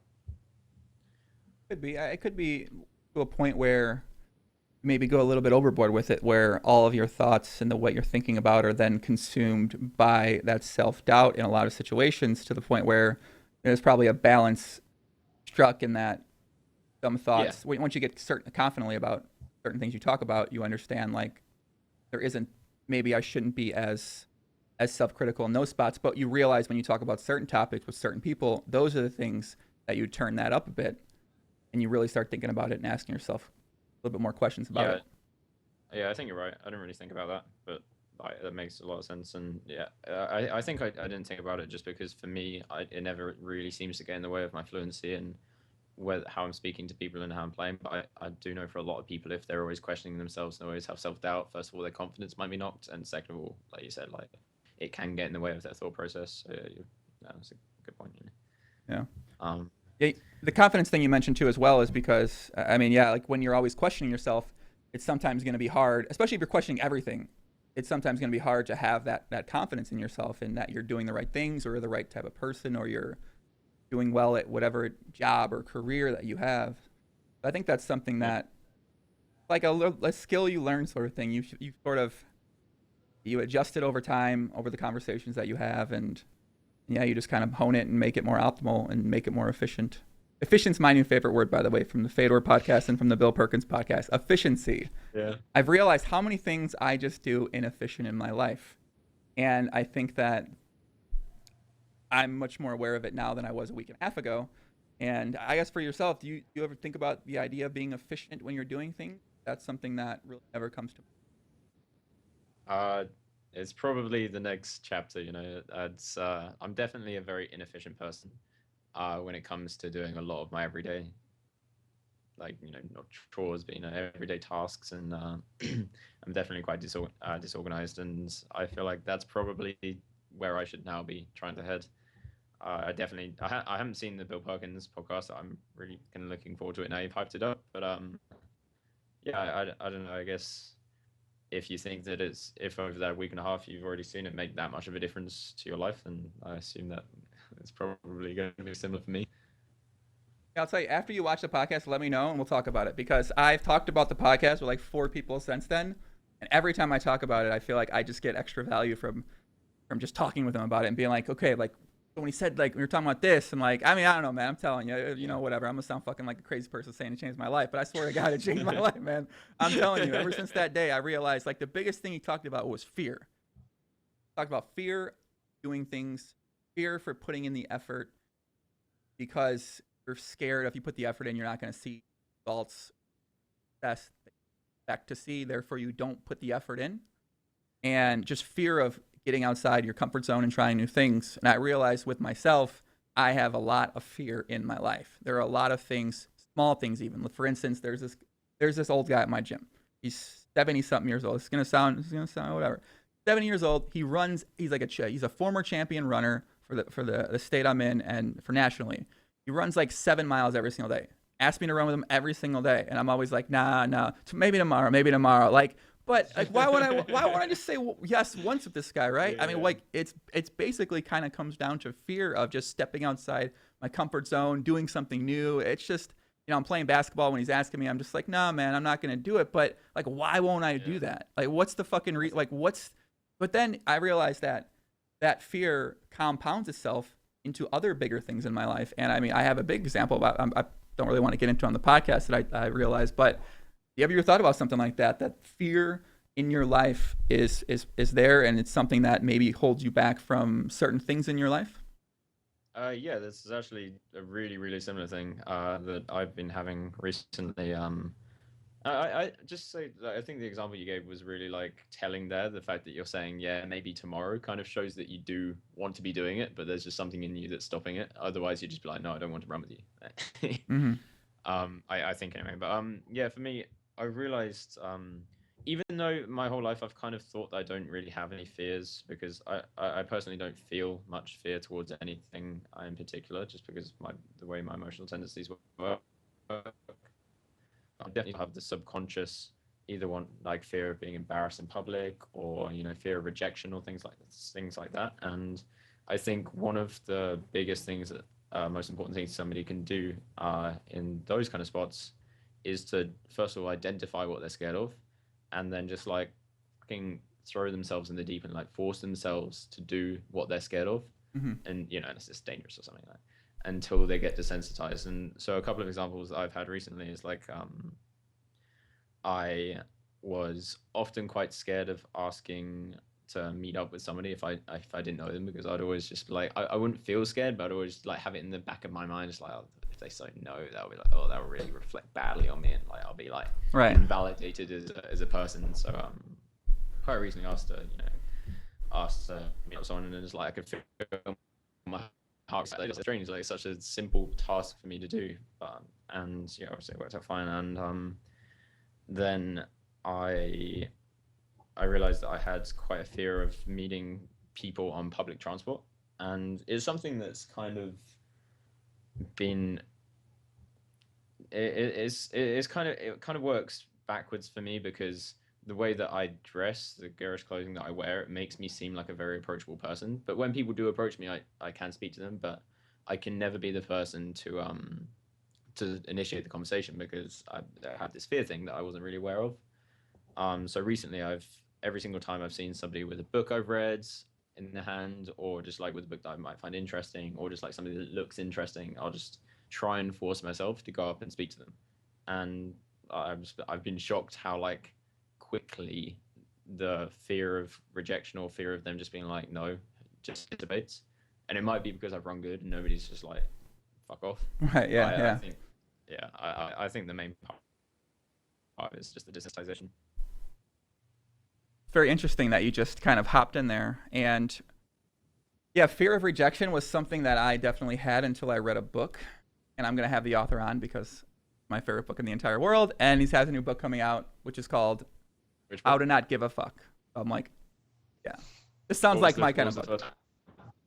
What'd you say? The first one was the first book you read was How to Not Give a Fuck. No, the first book's called Models, Approaching Women with Honesty, which basically is about approaching people with honesty, meaning that you when you approach somebody, you're honest with yourself about who you are when you're with that, when you talk to that person. So you're not putting up a fake front, you're not putting up this, you're not putting up that. You're being your complete self, who you actually are with them. And how, in terms of the rejection part of things, is that if that person rejects you, whether it's a guy or a woman, it's not a bad thing. It's not like, oh, I should be scared of this rejection. It's actually a good thing, because if someone's going to reject you for you going up to them and saying, hey, I like that book, well, they're probably doing you both a favor by not wasting each other's time. So in actuality, him rejecting you or her rejecting your conversation or your advance towards them is beneficial to you, because you both save time. You get to potentially find someone else that you'd like to talk to or speak to or be friends with or whatever. And once I read that, it completely changed the way I viewed rejection. And just as you said, I think that's something I've done is even people, so you mentioned it's people on transit. I would argue too, you could potentially group it into just people that you kind of know in your industry. So for me, before, I would be always hesitant to be like, hey, do you want to have a conversation? There's someone that I respect and someone whose opinions that I value, and I think we could have a good conversation. And something I've really changed is now I'll reach out to the people. Hey, let's chat for 30 minutes. Let's chat for 45 minutes. And before I wouldn't do that because you mentioned your fear of rejection or fear of what if they, you don't want to look weak or something like that to them or whatever it is. Yeah. But in actuality, I've found that people are incredibly like, oh, cool, okay, like yeah, let's do that, let's talk, sure. And then I've had just some great interactions from that and really been able to build on some relationships with people that I, before I just never would have because of that. Yeah, I think that's exactly it. It's just as soon as you get in the mindset where you're kind of free rolling the situation, where you're either obviously like you get rejected and it doesn't really matter, or you get to have this great conversation, or you get to go out with this person, then and you can think of it just in a purely EV mindset, then I feel like it's a lot easier to rationalize that and force yourself to do something. Because as soon as there's like any doubt in your mind whether is it a good idea or maybe it's not a good idea to approach them, that's where emotions kick in. Like the gray area is kind of like taken over by your emotions, and you just you just get convinced into not speaking to them and taking the low variance approach and just like sitting there and not making eye contact, or trying to get their attention by just like looking at them a bit. And it's just something that I think a lot of people, I wish, like when you go into London, I wish that everyone had that mindset where they're always wanting to speak to the people that they want. Like they always speak to the people they want to speak to. But it's such a big thing that you just go on like a tube in London and 99% of the people that are by themselves will just be like staring at their feet. And I think it's just like one of the most sad facts like of society at the moment, that we haven't got to a point where people feel comfortable, or at least in England and as in America it's also a thing, but not as much, that they don't feel comfortable to just start a conversation with somebody they want to speak to. Yeah, I guess the fear is a universal thing, right? With people, they're all scared of the same thing. They're all scared of being rejected. I think rejections is a massive fear with most people. You don't want to, anytime someone's like, hey, what's up, and you're just like, they just like leave me the fuck alone. And for most people, that's gonna hurt a little. That's gonna sting, right? Like you don't want to be like, well, what's wrong? Why not? Why aren't you talking to me, sort of thing. So yeah, it's tough to get over. You need a strong, self-confident mindset, I feel like, to really be able to do that. And then when you get that reaction to you, you're just like, oh, okay, cool. Like I don't know. It's challenging. It's challenging for sure. Yeah, what you said about the industry thing really like struck a chord with me, because I realized there are a bunch of people that I really wanted to get to know more in the poker industry, but I just didn't for some reason. And I assume now, looking back, that it's just going to be because I was like scared that they were going to think less of me since they met me, kind of thing.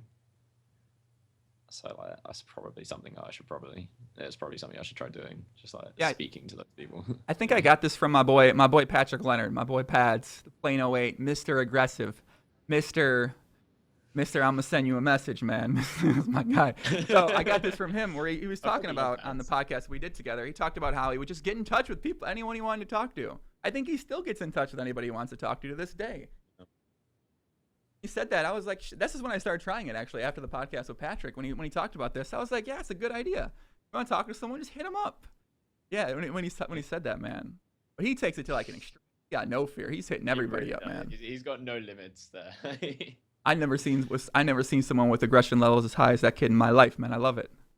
A little unbalanced, but I love it. Have you ever shaken his hand? No, I don't. Shaken Pads' hand? No, I haven't. Why? Don't, man. Like, go to the gym like a few thousand more times and then do some like whatever you do, like finger bicep curls or whatever. Like before you shake Pads' hand, it's terrifying. You have that strong of a grip? Vice like. Wow. Well, I mean, I know he's been known to give massages pretty often, so maybe that has something to do with massage technique or class or something like that. Maybe. Could be. I want to speak about what you said earlier when you were talking about the performance enhancing. Robot's back. The Hold on, Grips. Oh no. Yeah, Grips the robot's back. Here, let's run this back. Let's try to hang up and do it again. I'll get some shout outs here, guys. All right, guys, we're probably gonna fix this reconnect. I think he is. Am I hanging up and call back? Yeah, hang up and call back. Yeah. I'm gonna get some shout outs. Who we got? Michael Humphrey. Yeah, Michael Humphrey, man. Listen, man. I know you hit me up with a message, said why you said something about something, but no fuckboys, man. I'm sorry. Melissa Chloe, what's up, Melissa? Mami, mamacita, coramosa caramoracita. Steven Schultz, what's up, Steve? Who we got? Jan, what up, Jan? Scott Headley, my boy. Scott, what up, Scott? No, that's not my boy, actually. Never mind, Scott. I don't think he's my boy. I don't know him. All right, are you there? Are you doing shoutouts? Yeah. Okay. That's something that I really wish, like, I wish I had the kind of energy that you have doing the shoutouts. I should probably like practice that or something. Have you done them already? Hold on. We have to turn your video off for a little bit because it's the bot's back. Yeah, the buzz back. Okay. Testing. Hold on a second. Yeah, I was just saying that I really like envy the kind of energy you have when you do the shoutouts. And have you done the shoutouts already? I haven't. Oh, I'm gonna do the shout. I'm gonna do. I did a couple. I'm gonna do the shoutouts right now though. Okay. Okay, cool. All right. I gotta hit these guys up, man. None, or listen and none. You actually might need to call back, by the way, again, and with the video off because the bot's still here. Okay. We're here, guys. We're live.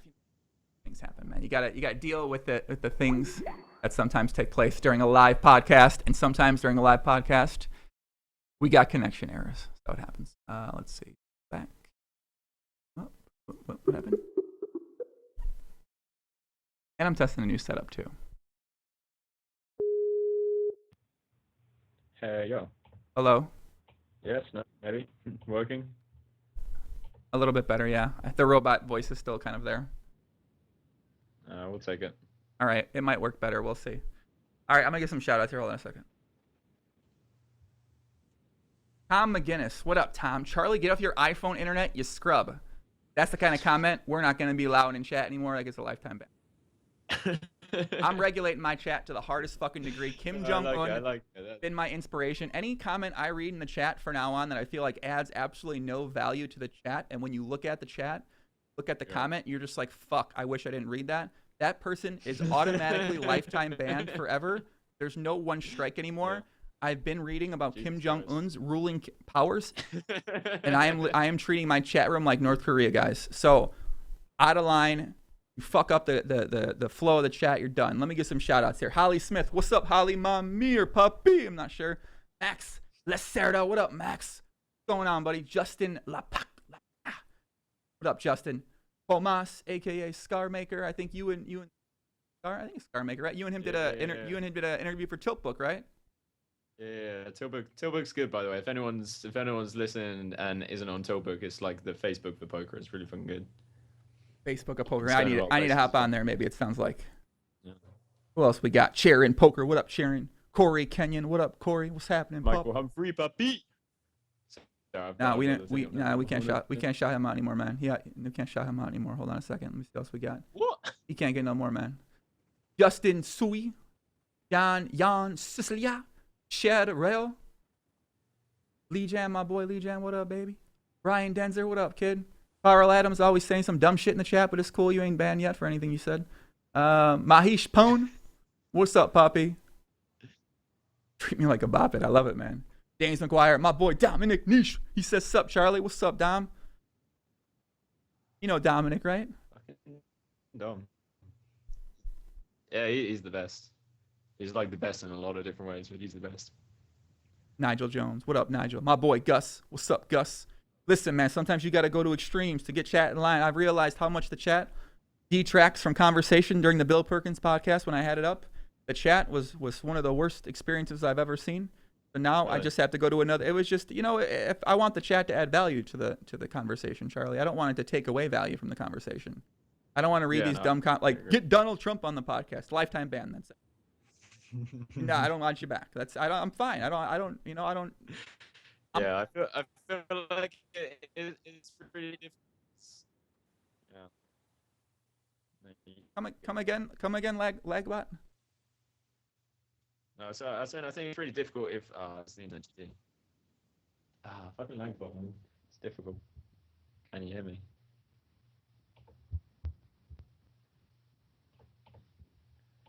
Fucking lag, yeah.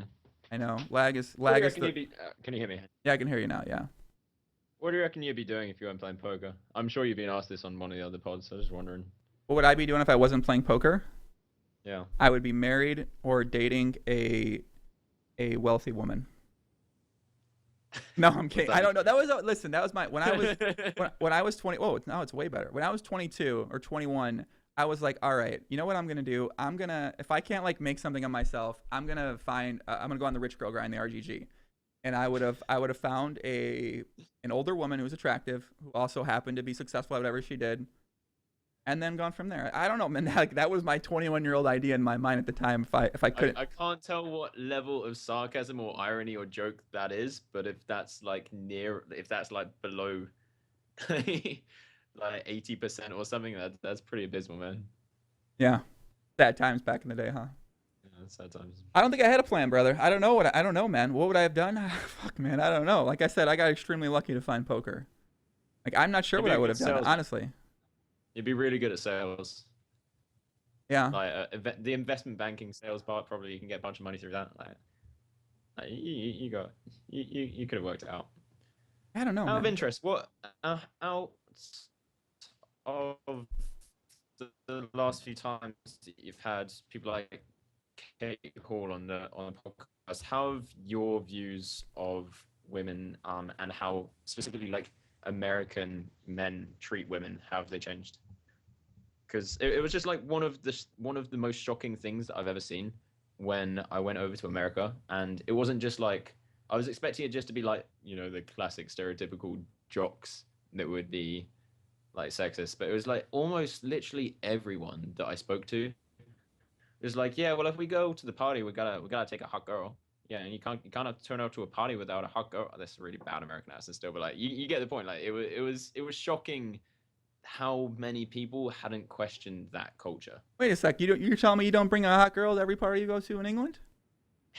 What? Like it was a thing that I literally thought my friend was joking, so I just like laughed, and it was like, no, seriously, like how are we gonna get girls? I was like, wait, what? And Hmm. then we had a long conversation, and I was like, I don't think I can reply to this right now. I'm gonna have to take some time out to focus my opinions on not reacting really like harshly. Okay. And it's like what the fuck, man? Like, why would you ever condone a party where like the rules that they have for a woman is that she's hot, and the rules they have for a guy is that they like the guy or they like his personality? I can't tell how much you like. That's amazing. We lost Joey, guys. I'm sorry. I'm gonna have to take over the pod. That's amazing. That's amazing, buddy. I mean, never thought about it. I mean, you gotta be honest. That's just the norm how it is in America, right? Like you go to a party as I mean, not for I don't know. Like I don't go to fucking parties that often, so I'm not a. I usually go out with my boys. I'm not going out with. If I go out with a party with a girl, it's just not very GTO. You want to go to a party solo. You don't want to bring a fucking girl to the party. It doesn't make sense. But What is this? What do you mean? it don't make sense. Like, Why are you gonna bring a girl to the party? actually Why aren't you gonna go? Why are you question- gonna bring someone to the party? I don't understand. Unless that's your girlfriend, then you bring her to the party. Sure. No, but I mean, like, I have a bunch of female friends. Okay. Are they not allowed to? Am I not allowed to like travel with them to go to a party? Yeah, they're female friends. Yeah, you bring a female friend to the party. Sure. Right. That's Oh, a different okay. story. It's not like a girl. You're not bringing like a girl that you're kicking it with. You're bringing a friend who is probably gonna make friends with other people there. Okay. But her Okay. level of attraction, I don't think I mean, listen, I've never thought about this. I never brought let me think. I only went to one party this summer in Vegas that was like a house party, and there was Yeah. too many illegal things, or sorry, too many terms of service breaking activities happening there for my interest. So I don't think I stuck around Yeah. very long. You out of the TOS breaking grinds? Is that not a thing anymore? Yeah, I'm retired pretty much. Yeah, I don't. Yeah, Jesus. I'm retired, man. I had my run. I had my 2-year run, my year and a half run. I'm retired now. Yeah, So, what are your experiences with hallucinogenic drugs, fucking love them. and why? They Why do you make love they make you feel like you're the king of the world, Charlie. If you can be the king, I look before I ever did a drug. I think Yeah. I didn't start till I was 27, 28. I always tell myself, what? How are these people? Why don't they just quit them? How can these guys be addicted to drugs? What are these? What are these fucking people doing? I used to say that all the time. If someone's like, he's got a drug problem, I'm like, oh, what a fucking idiot, got a drug problem. But when I started doing the drugs, I'm like, now it makes so much sense how people can. Because think about it. If you're not happy with your life, if you're in a terrible relationship, you feel like your job shit, you feel like where you're at in your life, you're just like, this fucking sucks. And then you do a drug that can make you feel like you're the king of the world. You're the king of whatever world you live in. And when you're in that state of mind, you feel this feeling you never feel outside of that. Well, I can understand why you'd be addicted to that feeling. That's a pretty incredible feeling to have, right? So once I got into that, I was like, man, this makes. That was like a life epiphany for me once I had that experience with something like MDMA or something like Special K. Once I had that, it makes a lot of sense, Charlie. What about yourself, man? What about for you, man? You may or may not have. Someone may have had some experiences. Yeah, someone who isn't me may have had some experiences. No, but I mean, like, I used to take quite a lot of stimulant drugs. I used to take a lot of ecstasy. I used to take quite a bit of cocaine and speed and stuff like that. And as much as I can appreciate that they have a place and there's a time and a place where it's good, I feel like for me it's a lot lower percent of the time that I'm actually looking, because I honestly don't like myself on most of those drugs in comparison to how I am sober.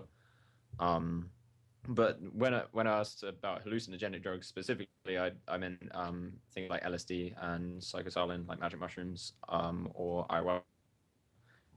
If anyone has heard of ayahuasca, shout outs to fucking ayahuasca. It's like the nuts. I gotta say, I would consider something like Special K a hallucinogen for sure. Your mind's literally hallucinating to another world. It's definitely. I feel like that's a definition of a hallucinogen.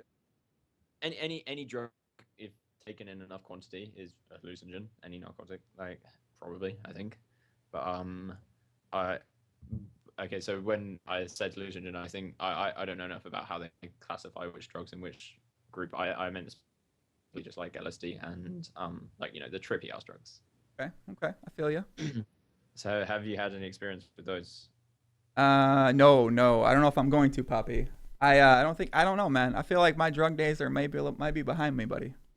So yeah, I think that this is one of the kind of like large logical fallacies behind drugs, is that people will just lump in all of the drugs together and be like, well, I'm out of drugs now, I don't do any of the drugs. Mm-hmm. And it kind of just like paints them all with the same brushstroke.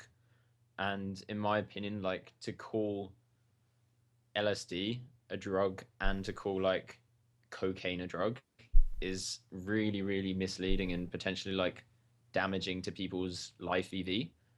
And I know it just sounds like just a trippy motherfucker saying, oh yeah, try this acid, man, it's insane. But like, the amount of goods and the amount of research that's done of the amount of goods that things like LSD can do is just insane. And a really like good example that I've had recently has been a month or so ago, I had a really, really, really tough breakup, and I was just like hating myself. I could barely get out of bed. I could barely walk. Like, the whole world was just seen in just like this black tarnish, and just like I couldn't function properly. I was getting like 2 hours sleep a night. I was lost all the weight that I gained when I was doing gym and shit, and it was whatever. It was bad, and that went on for a couple of weeks, maybe 3 weeks, and then I had this time when my friends and I took LSD in a hotel room, just by ourselves. Shout out to the friend. And it was a friend there now, or is it? No, there's one of the people that we met that night is here at the moment. But yeah, so basically Okay, so one of the people you met that night is with you right now while you were with the friend. Yeah. Okay, go ahead. So yeah, basically, cut a long story short, I whilst near the end of the night, I had a very long conversation with myself whilst I was on LSD, and I had probably like a 2 or 3 hour conversation. And whilst you're on LSD, it seems like a lot more because the whole time distortion thing. And I just stared myself in the mirror and said, okay, these are the facts, these are your emotions, and this is why you're feeling it, and this is why you shouldn't be feeling, the self-deprecation, the self-hatreds, and this is how you can think about it in this way to help you get over it. This is how in the future, when this spot comes up and you feel bad about thinking about her, then you could have this way of thinking to attack that. And afterwards, like, I won't go into like all the detail because it's probably not interesting to people, but afterwards, when I came out, the day after, the change was so fucking dramatic and everything seemed good. I was excited to meet people again. I was excited to do all the things I love doing. I was excited to play poker. I wanted to get back into coaching again. and I cannot attribute enough of the kudos towards how my mind was changed whilst I was on LSD. And it's not just like LSD is just going to go in you and everyone will be suddenly made better, but I do think it can be used as a really intelligent tool if you don't, if you don't let yourself get too distracted by all the pretty trippy shit. To really think about problems that you have in your life in a really like lateral way, because it really does make you think in a really, really lateral way. And it's not addictive, it's not harmful, it's like just like really, really clean. And I cannot recommend it to people more as long as they're in like a relatively safe space and they don't have too many like lingering like depressions that are undealt with at the time. But even people with depression have had really good bouts from LSD in the past, as far as I'm aware. The research anyway, and I just like it tilts me a bit to hear people be like, well, I'm done with drugs. I don't want to try acid, stuff like that. Because to me it's been such a massive tool to real self improvement. I remember reading an article that somebody shared. It might have been like Kate or Liv or something on Twitter, and it was questioning whether the illegalization of LSD was kind of like impeding people's human rights. And even though that's a really strong statement, blah blah blah, not quite human rights, I do think that it's just like really, really dramatically cutting down people's life EV. For not having the option or just being like really, really peer pressured or having the social stigma to make people not want to try LSD. IMO. I was listening to that, and then I was trying to fix the audio a little bit because I realized someone in the chat pointed out that it was a little bit low. So let me know if Charlie's is louder and mine's louder and it sounds in line now for the chat, guys. No. So here at the Poker Life Podcast, guys, we do not recommend or condone drug usage, by the way. So when Charlie says you should go and try acid, there's no downsides, there's no bad things that can come from it. Don't disclaimer, my boss. Tell me, yeah. Here at the Poker Life Podcast, we do not condone any illegal activities recommended by certain people that may be in this podcast. If you're going to engage in these activities, please do it at your own risk. Thank you very much. Sorry, let me do a little bit disclaimer on there before we start getting these people out there on the road. So, no, I appreciate that. Michael says people who don't do trips are missing out on a massive aspect of life. Maybe. Yeah, I mean, like there are certain kinds of people that work really well with trips or whatever you want to call them. There are certain kind of people that just get distracted by the pretty lights and just bounce off, dancing and whatever if it works for them. But for me, there's definitely two parts of trips. There's like the aesthetics of it, how it makes you feel, how it makes things look, and blah blah blah. And then the other side is the more cognitive side, of how it makes you think and how it makes you approach. And there is definitely like mix of the two as well. But it's just like, yeah, I'm not going to break any more TOS. So now when I go back to my question I asked you earlier, which was, how do you think, or how did you end up, having this sort of approach or thinking to things? It sounds like these type of things had a great impact on helping you to expand your thoughts, expand your mind, expand the way that you're thinking about things like this. Yeah, I mean, I haven't had too large of an experience with these kind of things. It's been probably like fewer than 15 times, fewer than 10 maybe. So I wouldn't accredit too much of the way that I think to mind altering. Wait, did you say 10 or 15 times? Fewer than, yeah. Okay. I think so. Probably like 10. Right. And even fewer of those times I've actually had time by myself to, think, or time with one other person to really speak through a lot of things I need to speak through. So, yeah, I mean, I don't know exactly how much I can credit to it, but I don't think it's that large a percentage. Yeah, I could speak about that too. We should probably speak about something else. I get too carried away. It's passion. Listen, some people are passionate about basketball. Some people are passionate about drugs. That's it's I'm passionate about drugs. I'm passionate about just like, I don't know, kind of like cutting social stigma about a lot of things that people have really not thought about enough. There are a bunch of different examples that you could give for other things that aren't like drugs related, like the social stigma behind like mental illness, and especially things like depression, or like even something as obscure as like being a psychopath. Like for instance, one of my best friends is a psychopath, and uh, Is that instantly, Kate Hall's boyfriend? Is that the one? Ben is not a psychopath, confirmed not psychopath. Okay. Okay. Not Kate Hall's boyfriend. Perfect. All right. Perfect. Oh, is that? Do you remember? You know when Kate was saying that she didn't want to date poker players because then she'd just be associated with ex's boyfriend. Please do not start associating Ben with Kate Hall's boyfriend. Let me ask you a question, Charlie. Do you think that comment Yeah. I just said was by accident or on purpose? I mean, if it was completely intentional and I just fallen into your trap, touche. I mean, like, I'm gonna have to. I'm gonna have Let me to just double check what I was supposed to say. Hold on, I forgot. Just let me just double check. I hold on a second. I mean, like, this is looking like kudos to Joey Ingram, Chicago one Joey. That kind of spot. Yeah, I mean, when I think about Ben, I usually would just think about him as Kate's boyfriend. Typically, you wouldn't think that way, or no? I mean, like, it would make a lot of sense if you did, seeing as you don't really know him, and you know Kate, and that's just like the association that would come to your mind. Like, that would make a lot of sense. So I mean, like, I can understand why one would if they didn't know Ben. But no, I do not associate one of my best friends as Kate. Yeah, I mean, I definitely said that on purpose for a reason. Do you think he's gonna be known as Kate Hall's boyfriend in the poker community from in the near future? No, I think he's already got enough of a name for himself.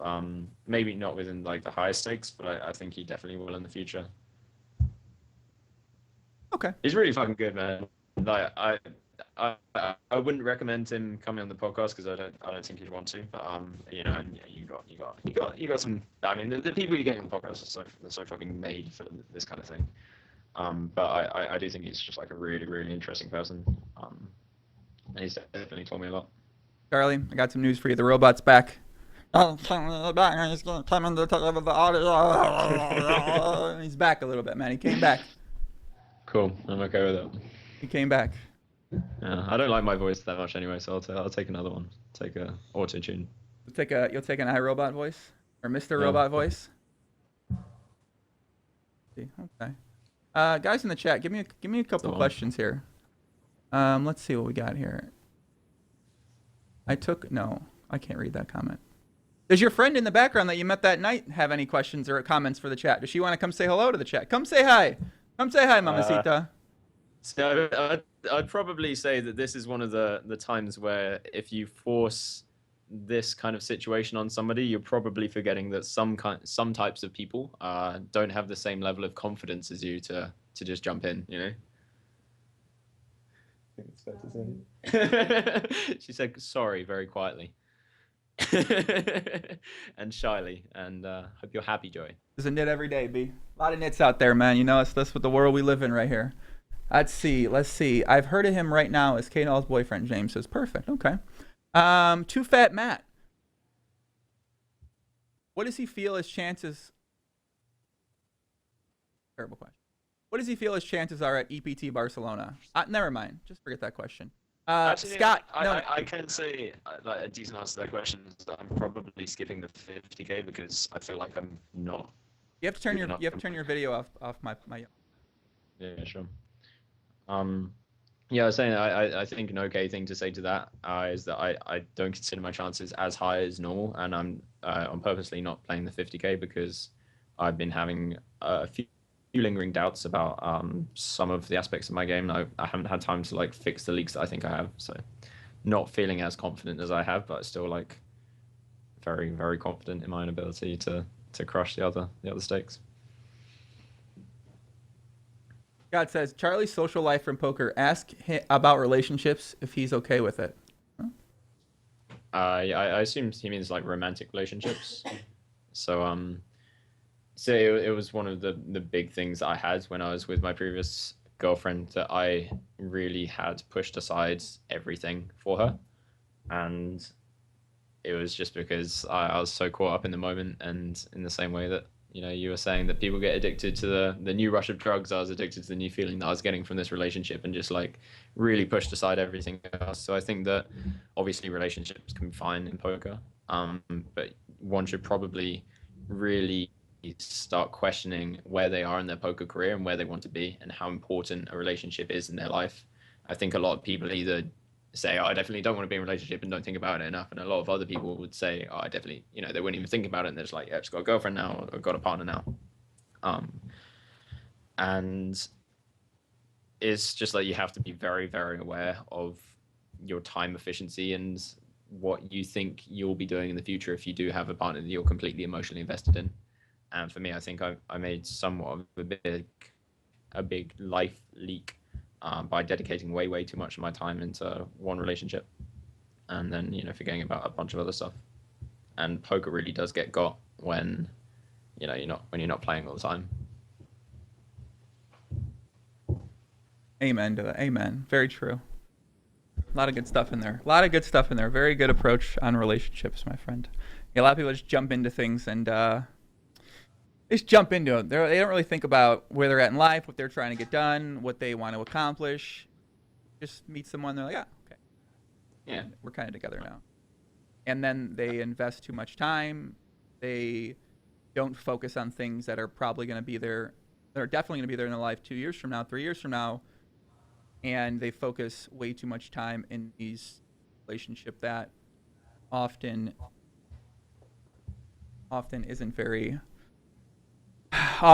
beneficial for either side. And then they look back 4 months, 5 months, 6 months, 1 year later, and they're like, fuck, I wish I wouldn't have done that. And you can either learn from that mistake, quote unquote mistake, or learn from that experience rather, and not do it in the future. Or you can keep repeating the mistakes until you're 10 years down the road and you haven't really made headway into what you've had as your main focus for the past 10 years because these other things have keep getting in the way. Yeah.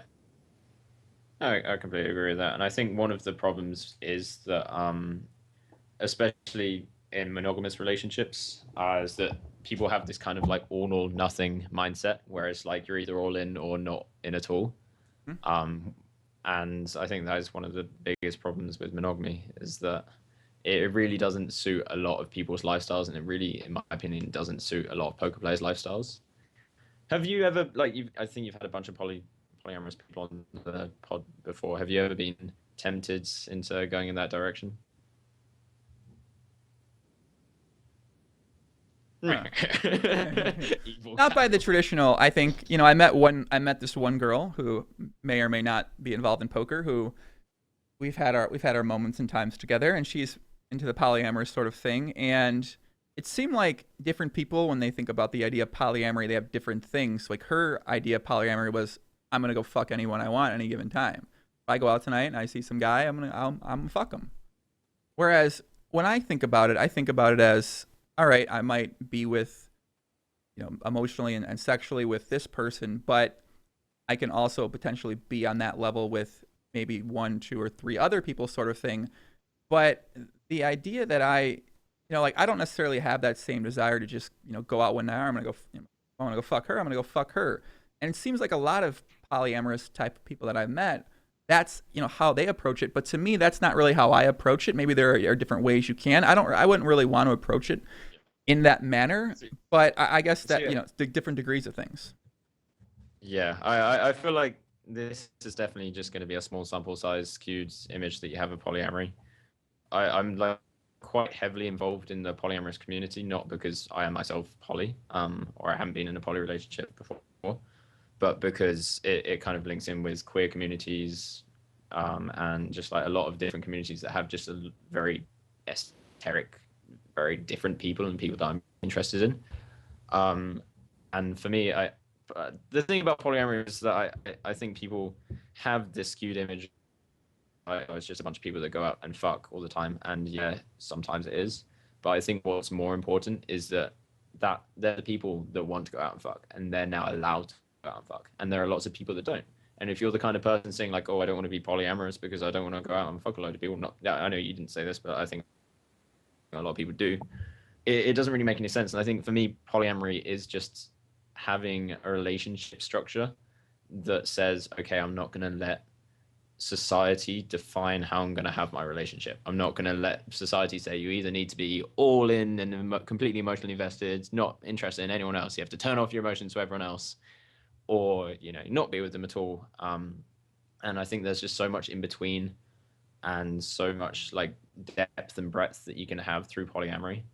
But obviously there are downsides, like people get insecure and jealous and possessive and stuff like that, and it's very difficult. But I do think that it is probably the GTO solution. It's just like really fucking difficult sometimes to get there. But not for everyone. There are some people that are just like completely happy being mono, and they just like it is suited for them. But I do think people underestimate exactly how good polyamory can be for a lot of people. Yeah, I think it's one of those taboo things, sort of like drug usage, where it's so unfamiliar to so many people. And I think that when a lot of people associate it or think about it, they're going to think about their friend Brittany, who has sex with 15 guys a month or something. Like they're gonna think they're gonna Brittany, associate man, we're in it for us all. What? Sorry, just insulting Brittany. Anyway, Carrel. I'm making up the goddamn name Brittany. I don't know Brittany. I'm sure It was. there's a Brittany out there somewhere that does that. But I think they're going to associate that with they don't really see the positives up close and personal for themselves. And a lot of people that are a poly, it seems like they also kick it with other people that are also into that sort of way and sort of mindset as well too. So a lot of people from a general standpoint, they don't, and that's just a lot of women. I mean, listen, I've talked with Bill Perkins gave me the most GTO line in the podcast already, because all he was talking about was sex. He was talking about orgies, threesomes. He talked about a boat they were on where they had to have two boats because there were so many girls, and it was free love. Everyone was fucking everybody on the boats. I was like, okay. So he said he gave the most GTO line to say to these women. You meet the women, you're like, I'm not looking for anything serious. I'm just looking for, have a good time and have fun and connect with someone on an emotional level, but also on a physical level. And if you're not interested in that, that's fine. I completely understand. I was like, man, Bill Perkins, I got to start using that line. Because when I've been wording it, because that's kind of, similar to how I feel. But when I've met certain women in the past year and a half, they don't seem very open to this, Charlie. I got to be honest with you. These are great women. These are attractive women. These are great personalities of women, but they don't seem very open to the idea of sharing you, and you share you. Like they don't hasn't caught up in America yet. Maybe I need to hang out at different festivals with the Polyfest or something, Polyfest 2017 or something like that, to meet these people. So I think what you mentioned there is actually kind of like it says a lot about people's views on especially male sexuality. And as much as you do hear a lot of the feminist worlds rant about how bad male sexuality is, I do think that on the other side of it, we need to like discard the kind of opinions that people have of men, that, like you said, you want to connect people not just sexually but emotionally. You want to actually romantically, you want to get to know them, and to do that it often requires just like getting intimate and spending a lot of time with someone or whatever. And the fact that you can't really go up to somebody and say, yeah, just like, these are my intentions, I want to get to know you on an emotional level, without them thinking, oh, he just wants to fuck me, which is like a lot of people's automatic reaction. Mm-hmm. I think it's just like really, really problematic, and really, it's kind of just like annoying. But like it's understandable that people have these opinions, because so many men, again, especially in America, but like in England and all around the world, have a kind of just like disgusting, creepy, patriarchal, I own this woman, or I feel entitled to sex with this woman. But it really does, like, it carries on even on to just like people who are thinking on a higher level about relationships. And like my whole life I've kind of had a distaste towards my own sexuality, just because I know how people are going to be thinking about my sexuality just because I'm guy. And I have just like distaste towards all male sexuality, because you see how men do act around women. I don't want to be that kind of guy that is like creepy. I don't want to be that kind of guy that's just like only interested in having sex with a guy instead of actually speaking to her. And it really does just like creep into almost everyday life when you're just like interacting with somebody of the opposite gender, and you're heterosexual, that a lot of people just can't get their heads around that some people aren't interested in just sex. And even if they know it consciously, they definitely don't know it subconsciously, in my opinion. So you mentioned a lot of things about sexuality. Someone in the chat Scarmaker says, ask him about demisexual. What does that mean? What is So demisexual demisexual mean? is like it's the word that I identified the most with to describe my sexuality. That somebody who's demisexual is somebody who can't or finds it very difficult to be attracted to somebody else unless they've got to know them quite deeply on a very personal level. So, for instance, like I could never really watch porn because I don't find anybody attractive until I actually know them. Mm-hmm. So when I was younger, I was watching porn and I was just like, this is just a guy having sex with a girl. Like, what the fuck is happening? And now it's kind of nice that in the future I can put a label to it, and demisexual is that label. But it definitely comes in a bunch of different So varieties. what's your general sexuality then? Are you women, men, both? Uh, Anything? Free love? yeah, women, but probably only. I feel like I probably would have been bi if I didn't have that whole like man upbringing of people being like using gay as a derogatory term. Mm-hmm. But I definitely only attracted to women. But I probably class myself nearer the end of asexual. Mm. I don't count sex as that important unless it's with somebody that I really, really, really connect with. Okay. What about you? What about me? What do you mean, my sexuality? I Listen, mean, man. like, have you ever experimented with guys? Have you ever considered that maybe you don't value sex that much, or has it just been like, yeah, sex is kind of a big part of my life and whatever? I gotta be honest with you, buddy. If I did, I probably wouldn't say it on the podcast, but I don't. I definitely haven't. I've always been into women to a very strong degree. I've always had a lot of women around me and dated a lot of women at one time, or maybe not at one time all the time. But yeah, I've never. Honestly, I've never even really thought about it, man. I've never. I don't know. I had a gay roommate back in the day. We had 4 roommates when I was 21. I first started playing poker, and like. And I remember sometimes we would go with them to the place in Chicago that was just like every time I'd go there I was just like, yeah, this is not the place for me, man. You know, guys with their shirts off, they're making out with each other on the poles, and I'm just like, all right, man, this is like not me. Yeah, I am not into this. Like this doesn't nothing about this it turns me on. Nothing about this is attractive. Nothing about this is what I like. And yeah, I definitely. I mean, I don't know. I'm just like, I feel like I connect better with men for sure in terms of just like a conversation personality level. I think a respect level with a lot of different men, but man, just like, yeah, there's absolutely no sort of attraction on any other level to the point where it's like you want to yeah, I don't think that's me. So the one thing that stuck out there is the first thing you said to me, at least, where you said even if I were interested in that kind of stuff, I wouldn't say over the pod. And why do you think that is? Yeah, I wouldn't say that on the pod, bro. Yeah, I'm telling you, just wouldn't. Just wouldn't, man. Come on, I'm not gonna be able. I just wouldn't do it. You know what I mean? I mean, you make a great point, but you might have to go into a bit more detail. Ain't nothing good come out of that. Nothing. I mean, yeah, nothing. I wouldn't say it on the pod, man. Come on. What do you mean? Like, would it Why be would I embarrassing? mean, I don't know, man. I don't want to be, because then I feel like, Why? a lot of people. It seems like a lot of people that are gay or that are asexual or that are Frankie sexual or that are any sort of sexual. They always got to talk about it, right? It's like I'm gay, right? Or I'm this, I'm bisexual, I'm this, and I then mean, they try no, to they like, basically. I'm gonna have to interrupt you like now, Joe. Like that is, yeah, there are some people that are like that, and you're gonna notice those gay people a lot more than you notice the people that aren't like that. So you're probably at first gonna get a very skewed Sample opinion about size. it. Sample Right. size. It's more just like the ones that like the same reason that everyone has the opinion that feminists are all like shouty and yelly and man hatey, because they're the ones that make the noise. They're the ones that you notice. And the other ones that are just like doing the good stuff, they fly under the radar. And the same thing with all the the kitsch, ostentatious gay people. By the way, it's probably like more acceptable for them to be like that about their sexuality because they are still an oppressed demographic of people. Like it's definitely good for gay rights for people to be loud about being gay and to talk about it and blah blah blah and to be positive about it.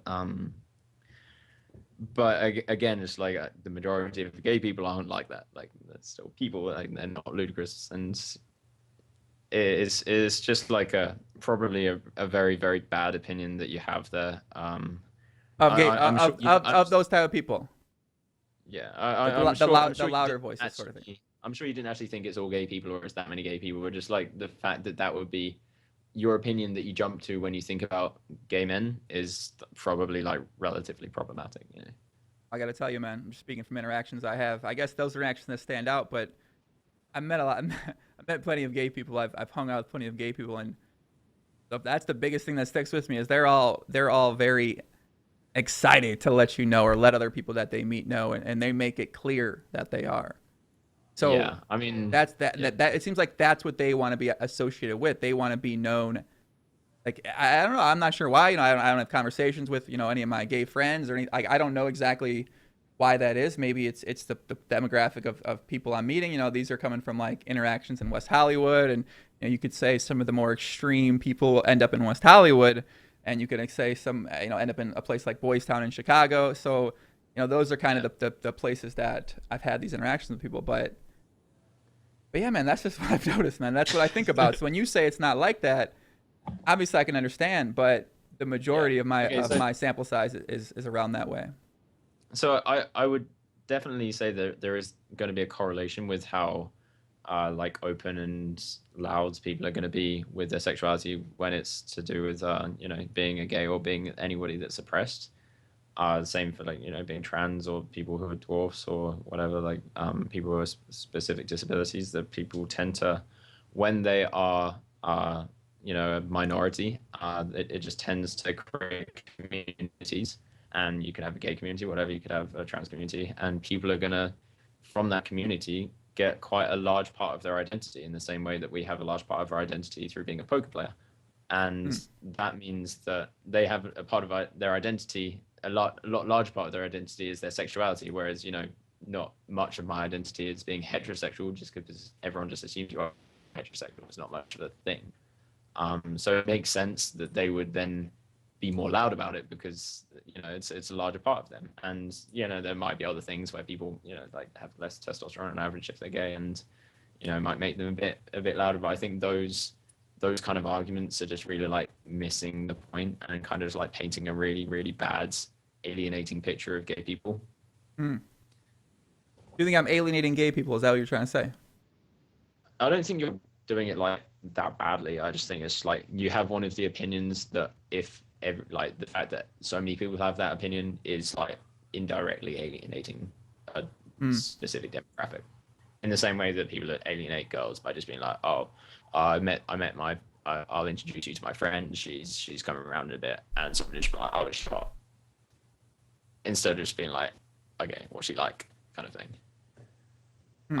I feel like that's just like another example of people having like they don't mean it in a bad way and they don't mean it in a I'm going to alienate this person way. Then they just like it's just the first thought that they have when they think of that demographic of people, which is pretty bad in my opinion. So what is it? So it's your goal to not alienate? I mean, you're always. It seems like you're always going to alienate some type of person out there. Whether it's, I mean, it could there's you could alienate welders. You could alienate stay-at-home parents if that's the sort of approach that you take with a lot of situations. You know what I Yeah, mean? I Like mean, if you're always thinking about it from that perspective, like, all right, I don't want to say this, like, I don't want to think this because it's gonna alienate this person. I don't want to think like stay-at-home moms, like, or this because of think of like, you know what I mean? So it's like, if you always get in that mindset sort of thing, it seems like you're always worried. Well, I don't want to say this because I don't want to make this person mad, right? I mean, I don't know, like, I don't. yeah, I For me, mean, like, like if when I learn it, I learn it. Like this conversation, I've never thought about this in my life, really. I've never had any conversations about this. I've never thought about it at all. So when I have a conversation about it, then it comes up. I'm like, oh, this is interesting, and I'll you think know, about it I from I here. But at I this, I, I can imagine why a lot of people. I can understand why a lot of people don't put much time into this because it's not something they care about. But like, it's just one of those things about being like a good human being. I'm not saying people that don't do it are a bad human being. It's just like another one of those leaks that a lot of people have, is that they do alienate other people, and it's like you can speak about a certain demographic of people without alienating them, without making them more oppressed on average. And that's the reason why intersectional feminism is such a thing, because a lot of people don't do that yet. And in my opinion, is something that you can just have the rationalization of like, well, there are so many different demographics out there. How am I meant to not alienate all of them? And then just be like, fucking, I won't bother then if it's that big of a mountain to climb. But no, in my opinion, you should probably start chipping away. And it doesn't take that much time. It just takes conversations, and the conversations can be like relatively interesting. Oh, the robot's coming in again. Hold on a second. The lag's coming back in again. Wait. Go away, lag. Lag, be gone. Gone, lag. Gone. Go away, lag. Rid you of the spirit. Talk again. Hold on. Yeah, we good? I think we might be good. Poker player lives matter. Holly Smith, doesn't it? Hashtag poker player. What? Charlie, give me some time to think about all this stuff. And then, I'll let me think about this stuff more. Maverick says, I feel like if you go through life not wanting to offend anyone, then it's just a boring life. Fair point. What do you think, Charlie? Okay. I guess I probably have a boring life then. I mean, it sounds like a dumb comment to be honest. The robot is here. From offending people. This has been the worst audio podcast of all time. Yeah. This has been the worst. I guess I'll just grit my teeth and do it. What do you say? I'll just speak through the robot, I guess. But I guess I was saying that if you are the kind of person that you get entertainment from insulting people, which it sounds like that guy might be, then touche, like do it. And in my opinion, that probably won't form very good relationships, and it makes you kind of a toxic person to be around. I don't think that my life is boring because I don't want to insult people. And I mean, it's kind of in my opinion, it's not a comment worth replying to too much. Barry says, Charlie's offending me by being very, very PC. It sounds like you're kind of alienating people who aren't PC. You're alienating them now. Yeah, I think that might be a good thing. It's like I'm not, like, personally, I'm not that, like, I haven't jumped into the world of feminism too much. I've just got a bunch of friends that have done all the legwork themselves and just had conversations with me, and I think it's just like all seems correct and it all seems good to do it. But like, I'm not like specifically overly PC, like when it's just me and Ben, and I know that I'm not going to change his opinions. Like, we can make jokes about a lot of things I wouldn't joke about on a podcast, because I know Ben's opinion isn't going to change from what I say. You could use gay in a derogatory term to somebody that's right next to you if you know that they're not going to then do it to other people, kind of thing. Brian Denzer says, he's a nice kid for sure, but he needs to value people that have more critical opinions than him, and realize not everyone is all inclusive accepting like him, and that's fine. Cheers, Brian. Brian Denzer. Yeah, cheers, Brian Denzer. I mean, yeah, I do definitely see that there is a place for people in the world that have really critical opinions, and you definitely need two big sides of the argument to then find like a nice center. But I mean, like, doesn't mean that they're correct. They're just like playing the devil's advocate kind of thing. I don't know. I feel like I painted myself like way too PC just because of the way the conversation went. I'm not actually like that big an advocate. I don't spend much of my time speaking about it. It's just it's just one of the things that really sticks out to me whenever I go to America, is like the disparity between how women are treated, or apparently how gays are spoken about, in comparison to when I'm with like my group of friends or something. It just like really sticks out. But whatever. I feel you on that, Poppy. I feel you on that one, man. Feel you on that one. I'm reading some of the chat here. Taking in some of the chat. Megan Jenkins says Charlie is the most accepting and open-minded guy. Shout out to Meg. Who's Megan? Who's that? You know her? We don't have no. Yeah. What's up, Megan? Yeah. Thanks for watching. Meg's a good egg. What do you say? Meg's a good egg. Strange egg. So I was wondering what your opinions were. I know you probably can't give like too accurate descriptions of what you actually think of about the Carrel podcast, because I watched the first half. I kind of I didn't find time to watch the second half, but it was really interesting in my opinion, and there's just like a few conversations that I think probably should be had about it. Carrel Mizzy podcast that I had about a week or two ago, right? Yeah, sure. I'm setting the stage for people listening that don't know what you're talking about. Okay. Yeah, Yeah. come on. It's about, Yeah, it's about GTO. Come on. Yeah. Let's set the stage. Well, All right, so I did a podcast a couple weeks ago with a guy named Carrel Mizzy. Carrel Mizzy allegedly been involved in many allegations, and by allegedly I mean it's been confirmed he's been involved in the allegations. He's confirmed them on the podcast. When he came on the podcast, he speaks very unique. He has a bunch of things that most people in poker don't necessarily talk about or discuss, viewpoints, etc., and so forth. And the conversation was interesting. And all right, that's at the stage. So my takeaways from that was I felt like Carrel wanted to genuinely make a positive impact on people in the world. I also felt that he was very accepting and probably a very habitual line stepper when it comes to what's in line, out of line in terms of ethics in the gambling world. I think that what we know about is probably a very small sample size of maybe what's actually taken place on his side of things. I think that he seems like he's got a good heart. He seems like he like I said, he means well. He might think that certain things he doesn't understand how that makes other people feel or the effect it could have on other people. But to him, it just seems fine. I'm just getting an edge at gambling. But really, it can have a very negative effect on someone else's life. And I think he has some interesting thoughts. I enjoyed talking to him, actually. And I can see why other people enjoy him. And I can see why certain people fucking don't like him at all. Yeah. I mean, that's a pretty accurate summary in my opinion. I think that he definitely was very, very self-aware, and probably more self-aware than a lot of other people, which is kind of like ironic because how not in control of his actions he is. I know in some sense he is in control of his actions, and he does mean to do the things at the time when he does it. But I found myself kind of like relating to a lot of the stuff that he said and a lot of stuff that people reacted really bad to, because I used to be somewhat of a more toxic person. I had quite bad tendencies, especially in romantic relationships, to be unfaithful or to be unreliable back in the heydays. And all I could say was that I didn't want to do that. I didn't want to do it, but for some reason I did.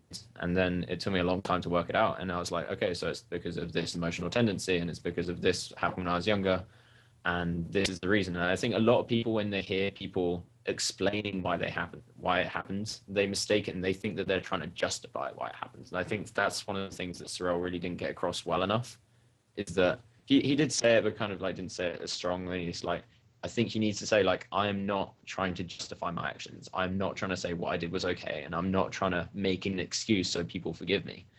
He kind of did say, but like, what he does need to say is like, I'm explaining why it happens. I'm explaining it. I'm having this kind of like inwards look on myself to work out exactly why it's happening and how I can prevent that from happening in the future, because he recognizes that he was, and I don't know if he still is, but like definitely was a toxic person, in the sense he had a lot of toxic characteristics. I completely agree with you. He seemed just like a really nice person, just like bar that side of him. And I can completely get behind the reasons of why he did it.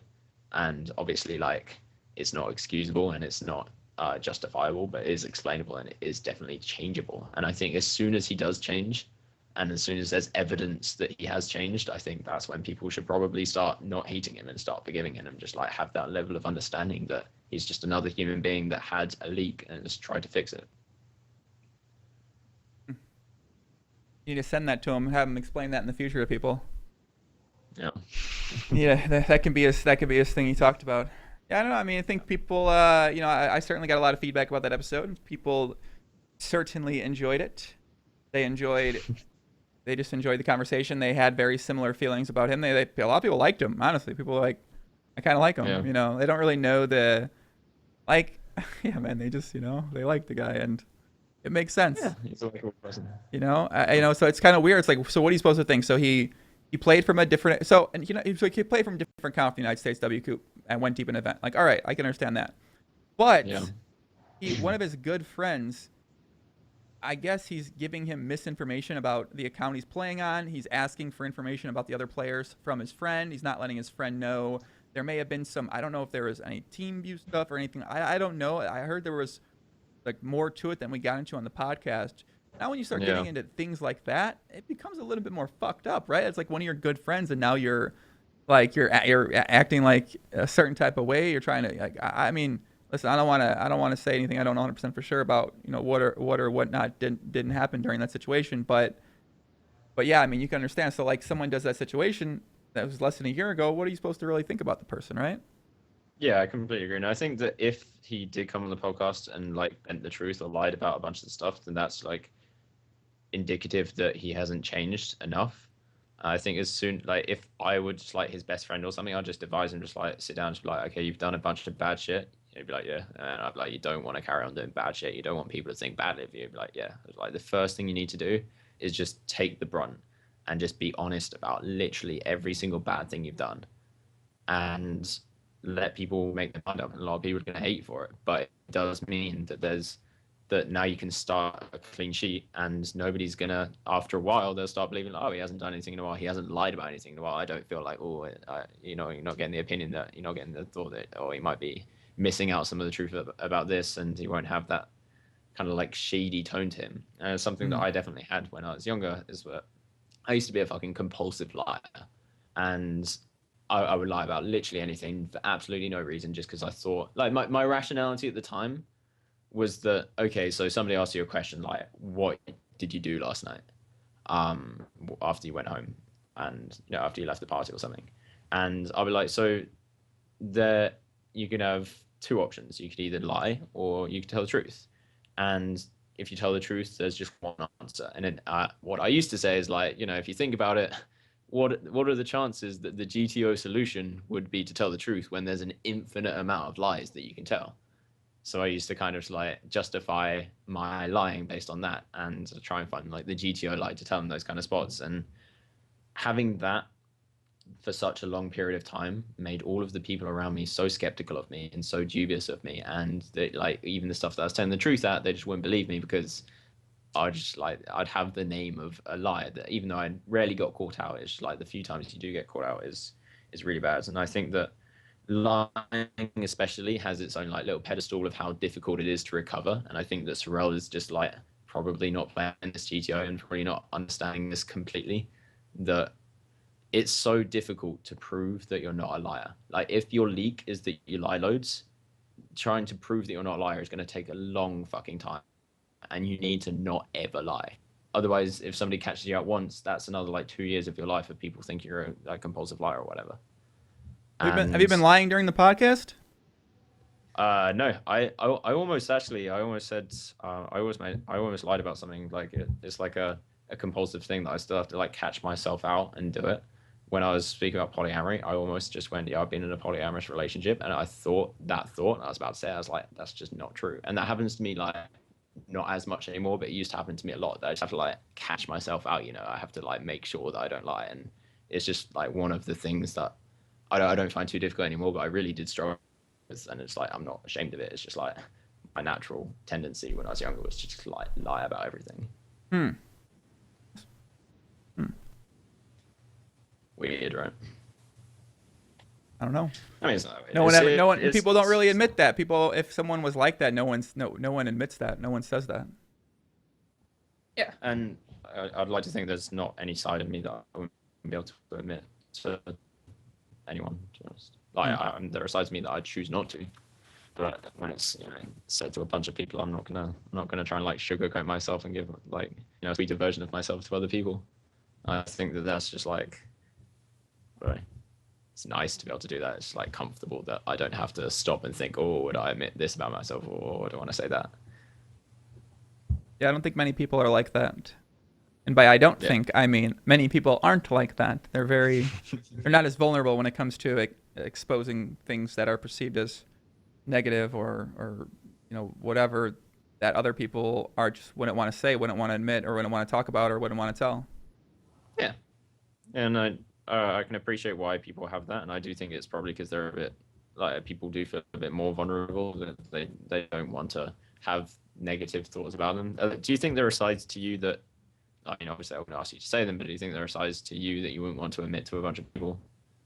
Sides to me, like my Yeah, just personality, like things that you've done, like personality traits that you have, or ways of thinking that you have. things that I've done. Yeah, and anything like that, like things you've done in the past. I'm But sure. I'm I sure. think I'm mainly sure just there like are traits that a you have. couple things that I would not admit. Correct, to people on a public scale. I guess Correct. that's less significant. Okay, I guess I just mean things that are currently still happening in your life, like ways of thinking and ways of acting. There is no. I feel like I'm a pretty open book in terms of the way I think and the way that I am right Yeah. now during this point of my life. So I pretty much, yeah. I mean, I pretty much talk about these things all the time, and essentially how I am on the podcast is how I am all the time. So yeah, I don't know. I feel like I don't know, man. I'm not very hateful. Like I don't really. The only person I really don't like is Phil Hellmuth. I pretty much like everybody. You know, I'm generally very forgiving person. I'm not really holding any grudges except Phil Hellmuth. And plus he's a fucking What's asshole. wrong So with Mohammed? listen, I don't even want to talk about him. I don't like him. That's the only person I like. I can say the only person I like think I might really not fucking like is Phil Hellmuth. So Yeah, give yourself that guilty pleasure. That's fine, I guess. right, in terms of that ways that I am, you know, I definitely think I'm pretty selfish. I've been selfish in the past. I think you have to be selfish to become great at poker for an extended period of time, and that's something that I'm aware of and I'm trying to get better at.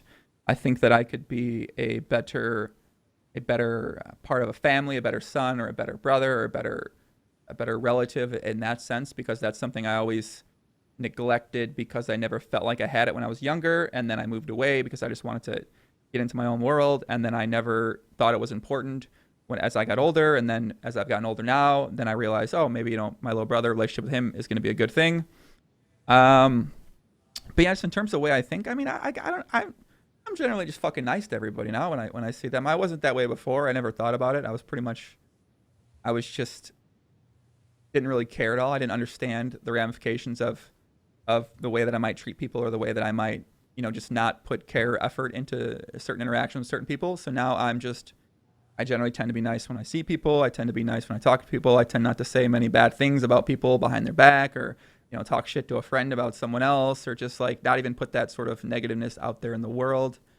And and yeah, I feel like a lot of the things that I mean, I don't know really.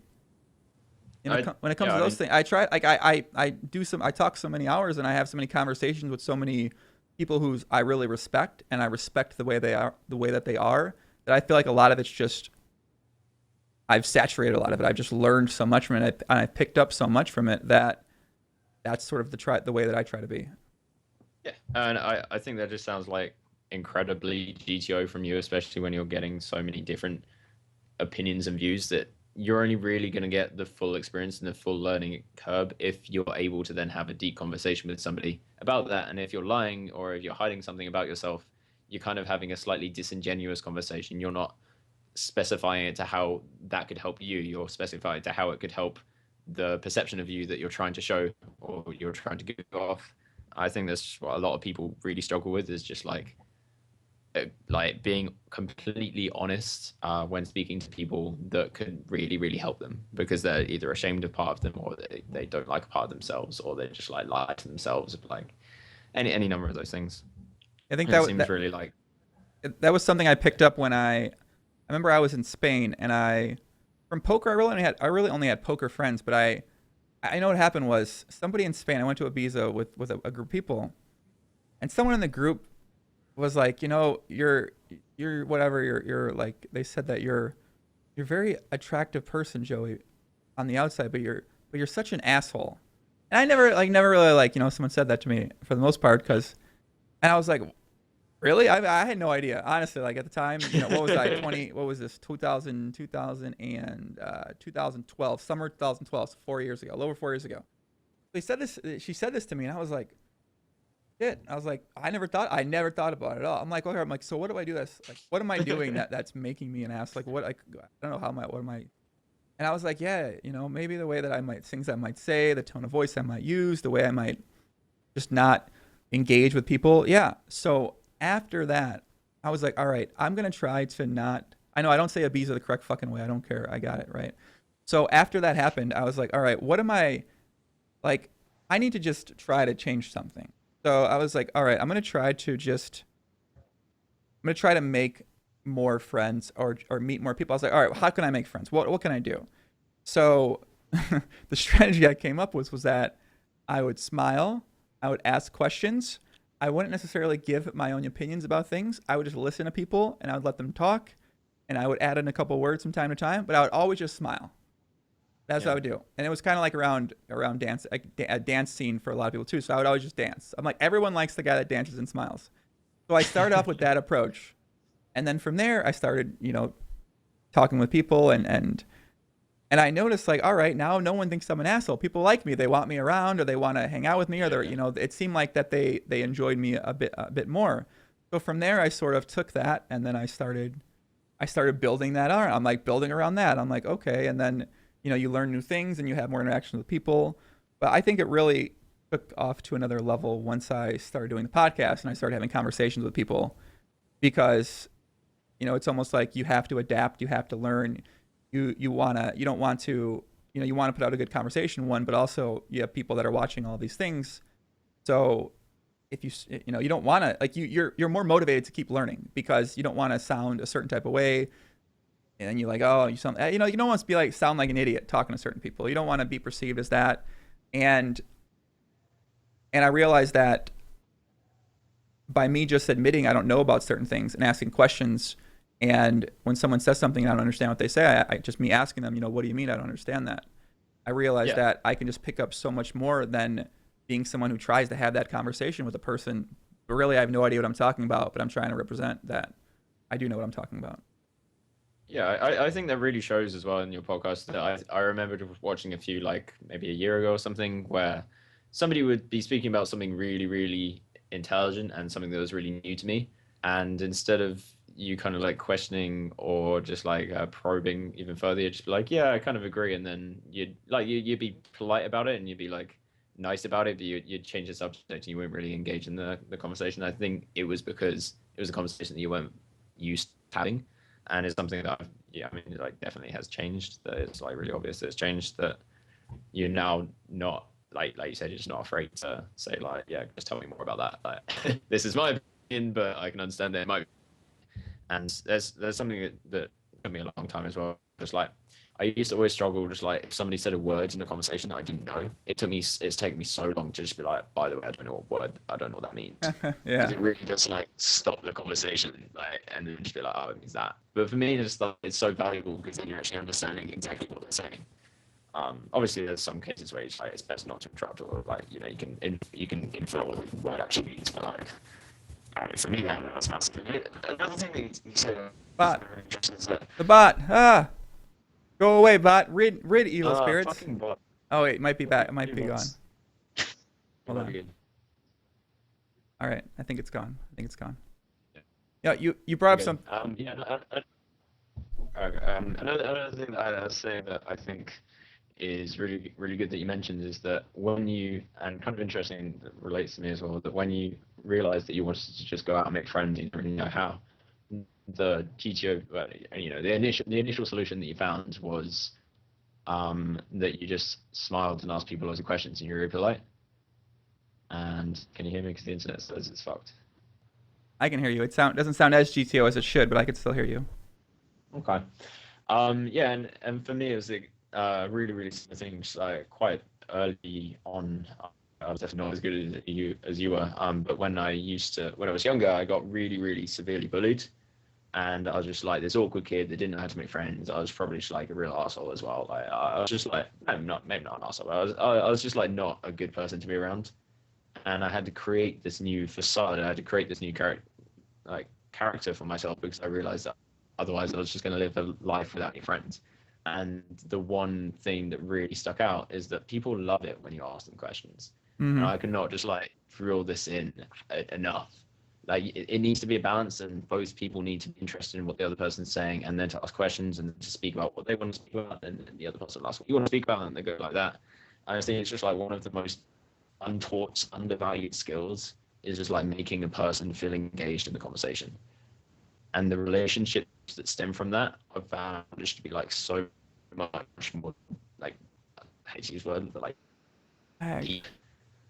And it's just like one of the things that really frustrates me when I'm speaking to somebody. I can tell that they're interested in what I'm saying, but they're just like, they don't feel comfortable enough to ask a question about it. It's like some advice I would throw out there to people. If like, if you want to speak to somebody, just like keep it in your mind. Just like, shall I ask them a question about something like relevant to the topic?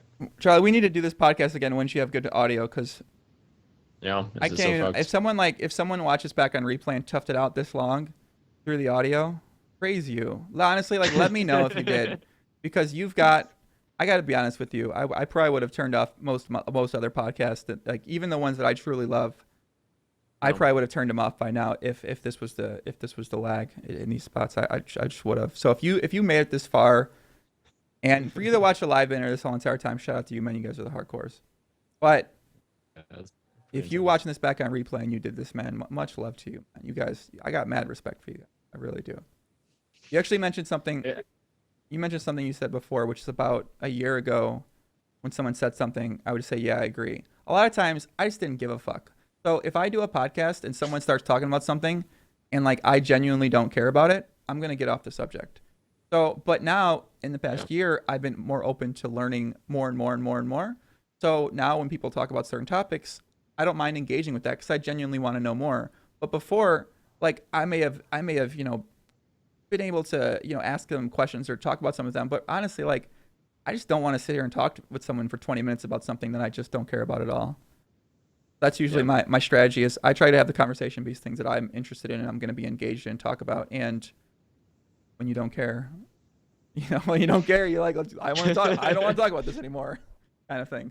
No, that's it. It's so true. It's just like the GTO solution for like, yeah, like you said, if you're interested, then you can carry on speaking. Even if you're not interested in, and it's like a conversation that you can learn from, it's good to carry on speaking even if you don't want to. But if it's just like, I found like, especially like the back of taxis, or if like a drunk person comes up to you in a bar and they say something just like really outrageous and they're like, yeah, don't you love tits and birds and fucking them and stuff, and it's like, you do make like, I feel like GTO solutions is like, yeah, I agree, and just like leave it there and change the subject, or just like you make a good point.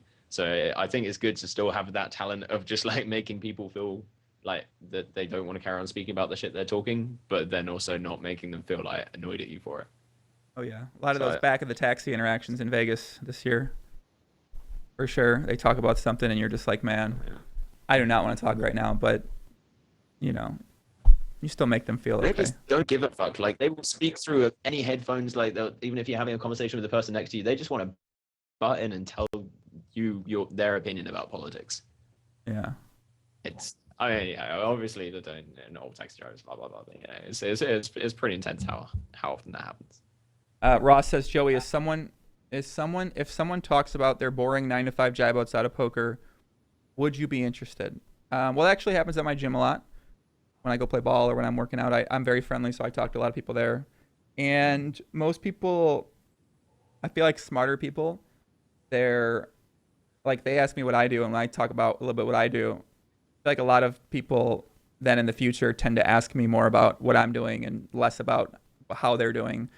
And the first interaction with certain people, if they start talking about what they're doing or what their life is, I'll ask them some questions. And if they're not a very fun conversator, then I'm just like, I won't talk to them anymore. So would I be interested in it? I'd be interested if they conversated in a certain style, but if it was just like a monologue sort of thing and I'm complaining about their situation and then, yada, yada, yada, then no, I won't be interested in talking with that person. No. Yeah, I think that's a really good point. It's like, there isn't, in my opinion, there aren't too many boring topics of conversation if the right person is speaking. Like I could be so fucking bored about listening to like the history of Malta, but if there's somebody that is like really passionate about it and just like loves to speak about it and can see it and in such a different way, and like, yeah, I want to experience the history of Malta or whatever, like through their eyes, kind of thing. And yeah, I'm just like, how often do you not, if you're having one of those interactions with strangers, how often do you not mention poker out of interest? I don't talk. I never brought up. I pretty much never bring up poker to anybody unless they like. I never force on what I do with myself to anybody. So there'll be people I don't even like. I won't. I'll never mention anything that I do with my life really until if they ask about it. So once someone asks about it, then I'll be very general about it. And then Yeah, if that's they ask further, then I'll get into it. A lot of people ask further questions. Some people don't ask anything else. So it's not like, oh, I play online poker. Like, let me tell you, I'm just like, I'm not. I just don't have any really. I don't see the need. I don't have much interest to like. It's something that I don't like when someone like when you talk with someone and then they like fucking go into this 7 minute thing about what they're doing with their self.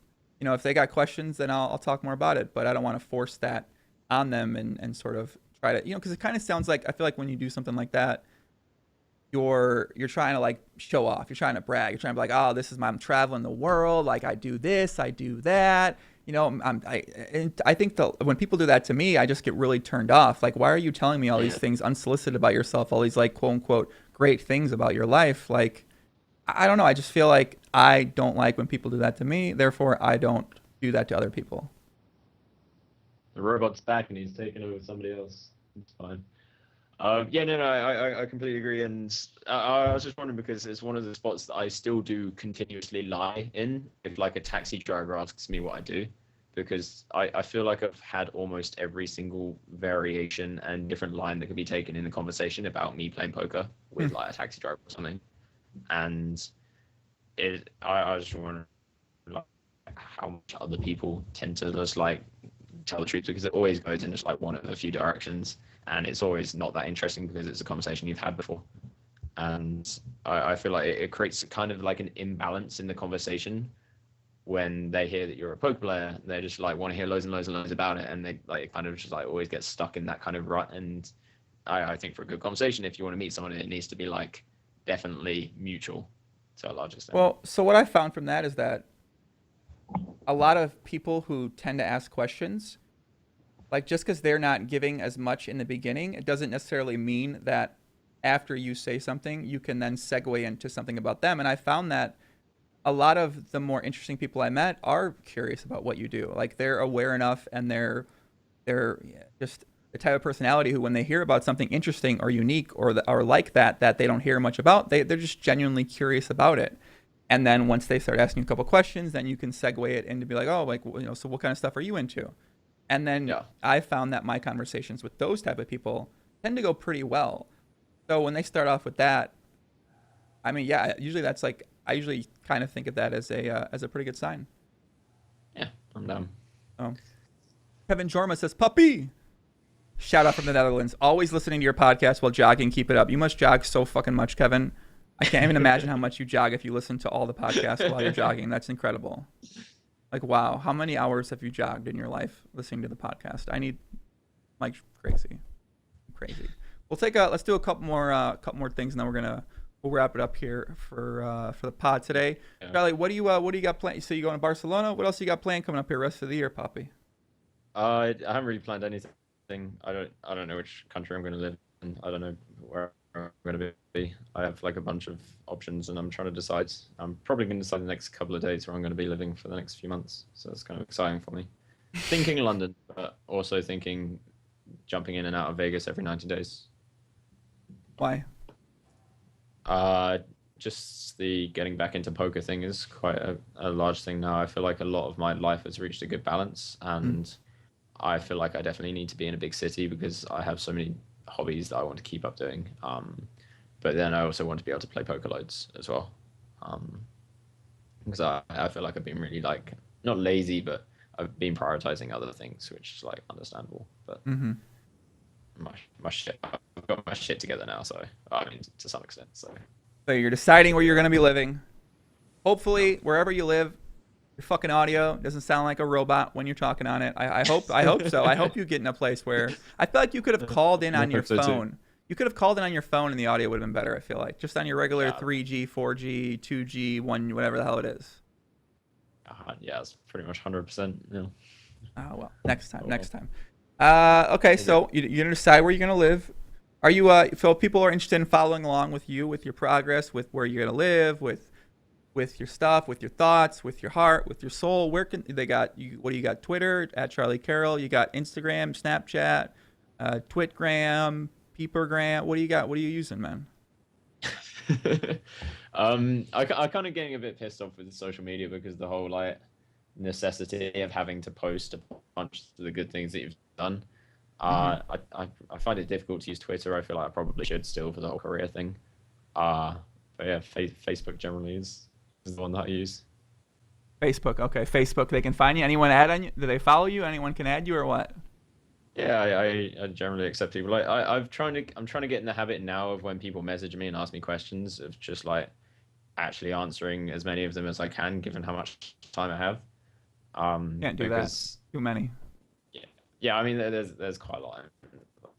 You know, I'll pick and choose, but it's one of the things I've been thinking about lately is like how alienating it can be from different positions. Like when somebody messages somebody like asking for advice, how often that person gets alienated by just like the weird power dynamic. And it's like a really similar thing that the power dynamic if you're in a restaurant and there's a waiter serving you, or if you're in a hotel and it's like a receptionist, and how often that weird, like, it's not quite a power dynamic there, but just like the I don't know, the weird the way that people interact, the way it doesn't really, you don't think of them as a real person anymore. You just think of them as like a waiter, or they think of you as just like a customer. And on Facebook, I really have been trying to cut down on how much I'll be just seeing another person is just another like poker like fan or whatever.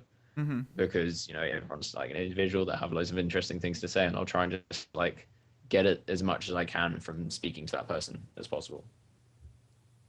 Whew. That's hard as fuck to do, Poppy. Whew. I mean, shit. Yeah. I've tried. I mean, I just get, honestly, I get too many. I get a lot of messages. I think on my inbox right now I have like 250 like people that I like unread sort of, and Yeah. you can try. I mean, if you're trying to get an interaction or like something out of every conversation, like you're literally gonna be talking the entire day, 24 hours a day, 7 days a week, and you're gonna end up.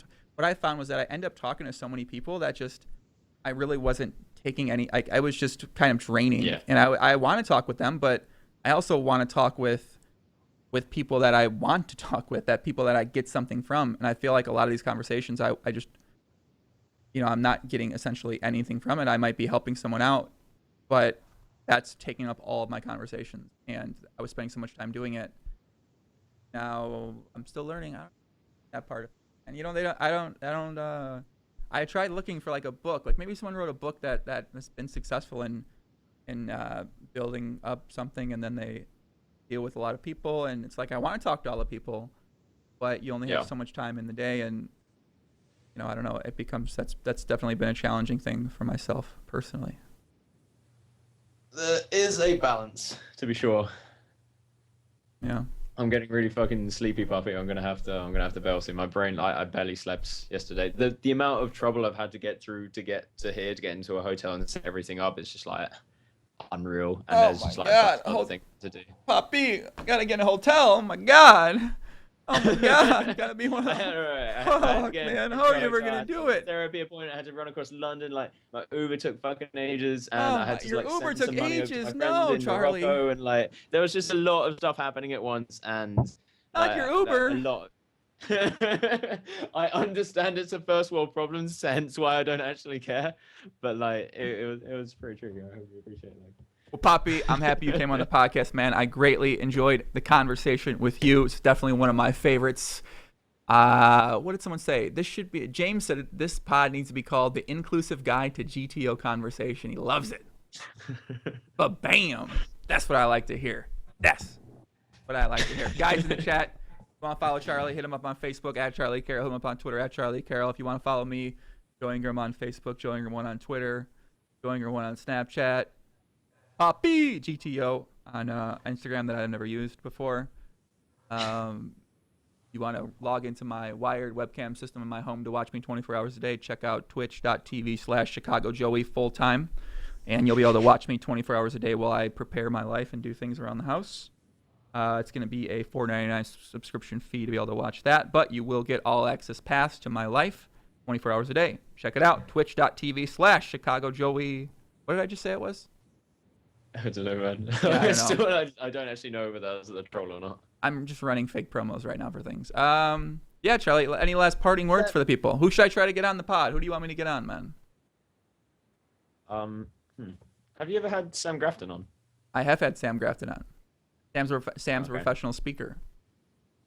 He was so good. I spoke to him a bit recently. I just thought he had some like pretty amazing opinions. I don't know. You've pretty much. I know probably everyone says this, but you've already had the good ones, you know, and that you've had all the people that I would suggest. I don't know. Well, it's Sound my like it. challenge. It's my challenge to keep finding people that are going to be interesting that you don't even know that you want on. That's the challenge. Okay. All right, guys in the chat, appreciate all the comments, appreciate all the questions. Everyone that's banned that can't comment, you're not going to get unbanned because you fucked up in the Kim Jong Joey kingdom and you got out of line, you ruined the chat quality, and you brought everyone down with your dumb comments. So stay banned. I'm kidding. Email me if you want to get banned. If you want to get unbanned, just send me a message and plead penance, and I will put your message up aboard my queen and my king and my underlings, and they will decide if you get allowed to get to me, and I decide if you get unbanned. That's it. That's some pretty intense narcissism going on, but I like it. I like it. Somebody in the chat just said Will Kasuf as a somebody that you can get on. I'm 100% behind that. I'll hit him up, man. I'll hit him up. Do people not know I'm trolling? Like, they know I'm kidding, right? I don't know. I try not to let people know, but maybe they don't know I'm trolling. Yeah, I'm pretty sure they know, but it depends how much you're actually enforcing that. You know? I'm enforcing it for sure. All right, guys. I'm out. Peace out. Much love. See you later, Charlie, man. See ya. It's been a good time, buddy. It's been emotional. Peace out.